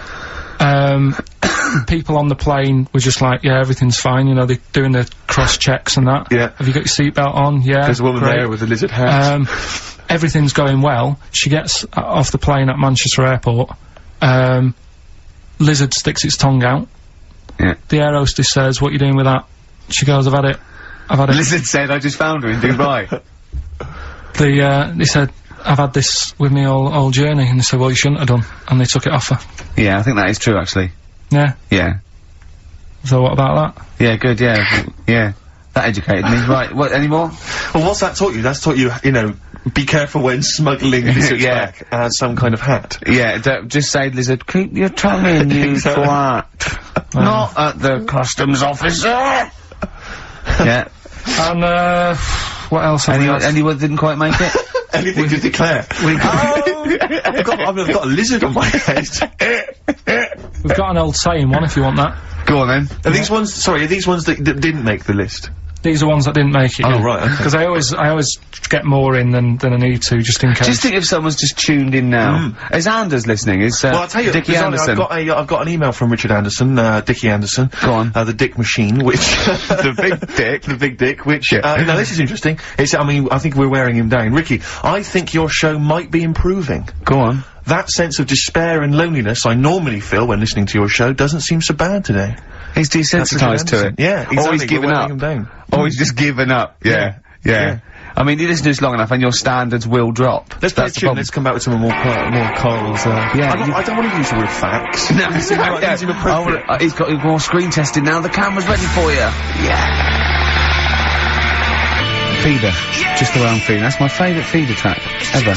It's bugging me. It's just like, a ride track from about 10 or 15 years ago. So if you know, put me out my misery, email in. It's just like a ride track from about 1990. And I can't, just the beginning. Drive me mental. ricky.gervais@xfm.co.uk. Yeah, well, half hour to go. You've done your screen test. Yeah. Reluctantly. I think you had just such the wrong attitude. Well, it doesn't matter, does it? If I've told you before, if things are meant to be, right, they'll happen. That's how I've got through my life, right? I'm 29 now. Yeah. Never 30, ain't you? Well, yeah, 30, but the camera's still on. Right, so... and everything I've done in my life, I've never sort of planned it. Do you know Is that what I mean? how you stormed through your exams? Well, your GCSEs? look at the school play, doing Little Donkey. I wasn't planning that day to do the drums. It just, on the night, I couldn't help myself. And you stole the show. What happened? What do you mean? When you know, when all the kids were playing Little Donkey, I wasn't meant to be doing my drum set in that track. I was only meant to, I think I was doing the We Three Kings or something. But when they started doing it, the tune, I couldn't help myself with the drumstick, just like tapping away. Right. At the drum. Yeah. And then when it came on, I was like, oh, and I started doing it, and like the teacher looked over at me, and I was like, oh, I shouldn't be doing this, but she sort of gave me the nod as if to say, it's alright, carry on, it's sounding good. Then after it, she went, you know, they love that, you can do that again tomorrow night. Yeah. So I got like an extra part in the play and that. Yeah. That wasn't so planned. you were doing the drum part to We Three Kings over Little Donkey? Yeah. That's weird, that is like Fatboy Slim or something, isn't it, when they mix up? No. Or Moby. Still mashing it up at the age of what, 8? Yeah. And that's what I'm saying. And is that when someone was filming it and you could hear your dad on the camcorder going, he looks like a twat? That's the one, yeah. Oh. And that's why I don't want to be on the telly, because I'll always have my dad's sort of echoing voice just saying, he shouldn't be on there, he looks like a, that's it. So that's why I'm a bit sort of nervous about this today. Really? You think it's sort of quite Freudian in a way, sort of? Yeah. Your attitude is case for Sarah. Well, plus I haven't got the look. I'm not pretending, right, that I should be on the telly. What's wrong with your look for VH1? It's not right. It's not right. Jono was on VH1. Was he? Yes. So I'm going up against Jono? No. So... He's gone now, he's moved on. Yeah, there you go, you see, another one who they gave a chance to, and then he was like, you know, yeah, I can do that. He's built up, right? They built him up, you can do that as a job, and then they knocked him down. And he probably started eating. Well, I don't think you can knock Jono down. He started eating! Look at him now. Yeah. Right, so that's what I'm saying. So if it's meant to be, right, whoever's gonna watch this tape, you know, thanks for the offer and that. But, you know, time will tell. Very wise. So, there you go. And I tell you what, actually, go on. It's a bit funny, because we're looking on the web in the week at different sayings, and, do you know the saying? A round head does not an MTV presenter make. Yeah, no, what's that saying? Spark in the pan or something? Eh? Flash in the pan? Flash in the pan, yeah. You know that saying? Yeah. That's a bit like what could happen to me, innit? Do you know what I mean? There I am trying to do my normal job, right? And then you bring me in here on a Saturday, next thing everyone's after me. Yeah. And then it doesn't work out, and I'm dropped. Yeah. And that saying flash in a pan, do you know how it came about? No. Do you know like how years ago they used to dig for gold? Gold. Yeah. Yeah. And they had like a little pan. Yeah. And they'd put the soil in, and they'd rub the soil. Yeah, and it shone in the sun. Now and again, it shone in the sun, and they get all excited, and we're like, oh, brilliant, some gold. And then they realised it was just the sun flashing in the pan. Yeah. And that's, do you know what I mean? Yeah. So again, that's a bit weird how I saw that saying in the week. Almost like a little thing saying, don't be getting carried away. Omen? So, well, makes you wonder. But anyway. Not really. So, tell you things that make you wonder. You saw Darren Brown, what did he do? Darren Brown. no, extraordinary. Yeah, I told him, but I said, You should peep. A lot of people don't realise who Darren Brown is, and he's, I think, the best illusionist in the country. We went to Jonathan Ross's house for his birthday. I didn't. No, me and Jane, and we went there, right, and there was lots of people there, and Darren Brown was there. Jonathan got Darren Brown to do it, and it was incredible. He did all these tricks, right? I mean, incredible. It was just amazing. And he did one with a bloke who was there, a friend of Jonathan's. I think his name was Ray, and he got him to give the pack. He said, count the cards, and he counted out 52 cards. Yeah, he went, think of any card in that pack. He didn't touch it yet. He's counted 52. It was in his hand. He said, think of any card. He said, what was it? He said, 3 of spades or something. He went, find it in the pack. Couldn't find it. He said, count the cards. There was 51. Right, and he couldn't find the card, and he had no idea. And we forgot about it. He went, oh, it's gone wrong, and he forgot about it. And he kept, so he was going, I wonder where that card is, and he kept looking at it. Went, I found out that about a week ago, Ray went into hospital with an appendicitis. Yeah? And the surgeon, so there was something crumpled up. There was a thing, and it was a card. It was the card that was in his thing causing appendicitis. And when he came out of surgery, there was a card from Darren Brown saying, was that your card? That's amazing, don't you think? I mean, that's like incredible. Thing and what, and then a crab went, I know what it is. It's a 5 of spades. It's another wind-up. Yeah. Yeah, well, see, I'm not going to believe anything anymore. But that's so if I ever, you've learned a lesson! Yeah, but say if all this goes wrong now, right? Cry wolf and all that. Yeah. Imagine I get dropped by MTV. You haven't been asked yet. Yeah, well, whatever. Right, they're short on firemen because they're always going on strike. I answer the phone, it's you saying my house is on fire. I don't know what you're talking about now, Carl. I don't know what he's talking about. I think somewhere along the line there, Karl has been recruited by the fire brigade. Did you leave that bit out in the story? Start again. Yeah, right. That's what I'm saying. Because I just wound you up about crabs, babies pushing their way out of vaginas, and Darren Brown causing offence. Right, yeah. Little, what's the saying about, little acorns don't gather any grounds. Crying wolf. You can take a fish to water and you can't make it swim. Well, do you know that saying? You can lead a horse to water, but you can't make it drink. Do you know why? 'Cause its neck's too long. No, what? It's got an awkward neck. I don't know. That's correct. That is correct. Right, anyway, we've still got to come. Right, it's been bad today. I'm going to apologise to people listening today, because your mind's not been focused. Do you know, have you ever think that Rolling Stone gathers no moss? Yeah. You aware of that? Yeah. Do you know where that's from? Where it's from? In Woodstock. Right, the band used to go out and get this sort of like moss that used to grow there, and it was sort of like slightly hallucinogenic, right? And they used to come back, and they used to all go out, everyone was out there, mamas and papas were doing it, the Doors, they all came back. But Mick Jagger and Keith Richards would never do it. But they'd smoke other people's. Yeah. A Rolling Stone never gathers his own moss. That was what it seriously, Karl! Right, that's so the we've truth. still got to come. Rockbusters. Have you heard the saying, a fish in time saves 9? The clues were... Have you heard that? That'll never get off the ground. LZ. You've got... Have you heard that saying, out of the frying pan into the saucepan? You've also got... I'm trying to hold it together now. Well, yeah, no, we're trying to teach you something, Karl. Yeah, but you're not. Why? Because at least my stuff that I tell you, if you went into a pub and told someone... What? There was a blind girl, she hit her head, she could see. What's that? Well, just don't get down if your eyes are bad. Right, we've... No, go around headbutting things. Oh, Karl, come on.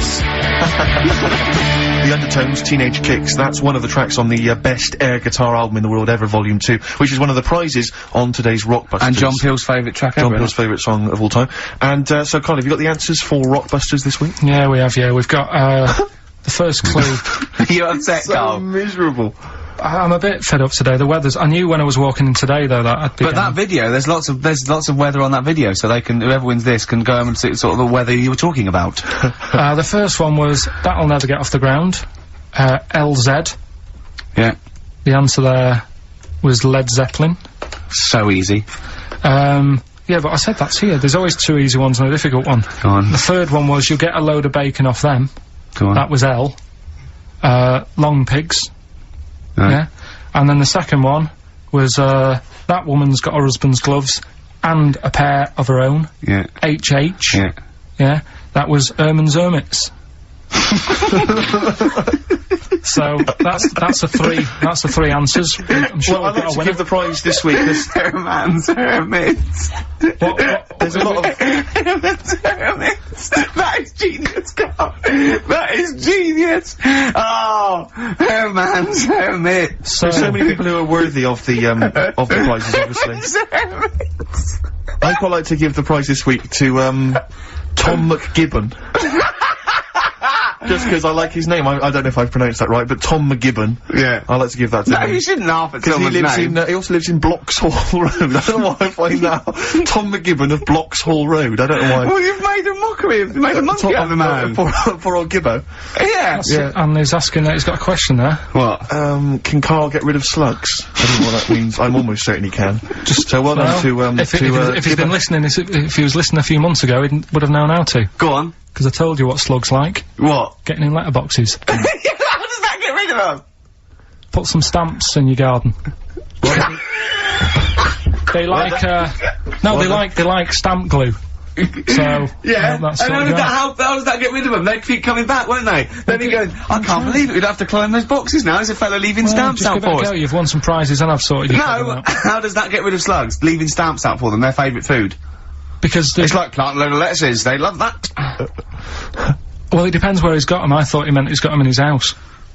Okay. So, Oh, to put stamps on the outside, they go, there's loads of stamps out here, lads, let's leave this house. right, so Let's get out of this house. we've got one more. Go on. Educating Ricky to Go on and through. quick then, and I need educating. Right, don't rub it too hard. You'll get a rasher. How was he gonna outwit Darren Brown? You said something in the break. Oh, I have to say, yeah, Darren Brown, who, we bumped into as well, and he did this incredible trick where he puts £40 down on the table. He says, I can tell you which hand you've got a £1 coin in, let's say 5 times out of 5, you know, so I have a £1 coin in one hand, I put it behind my back, I bring my hands out, and he can tell me every single time which hand it's in by asking questions, by doing various Well, he things. doesn't ask it, he just goes, no, you might put it in that one, you might do the same again, but then you're an intelligent person, you're probably not what he goes, so it's in that one. And he does it every time, and he gets it's it every time. incredible. It's absolutely majestic. And I mentioned this to Karl. Yeah. And, well, Karl, you tell me how you think you could outwit Darren Brown.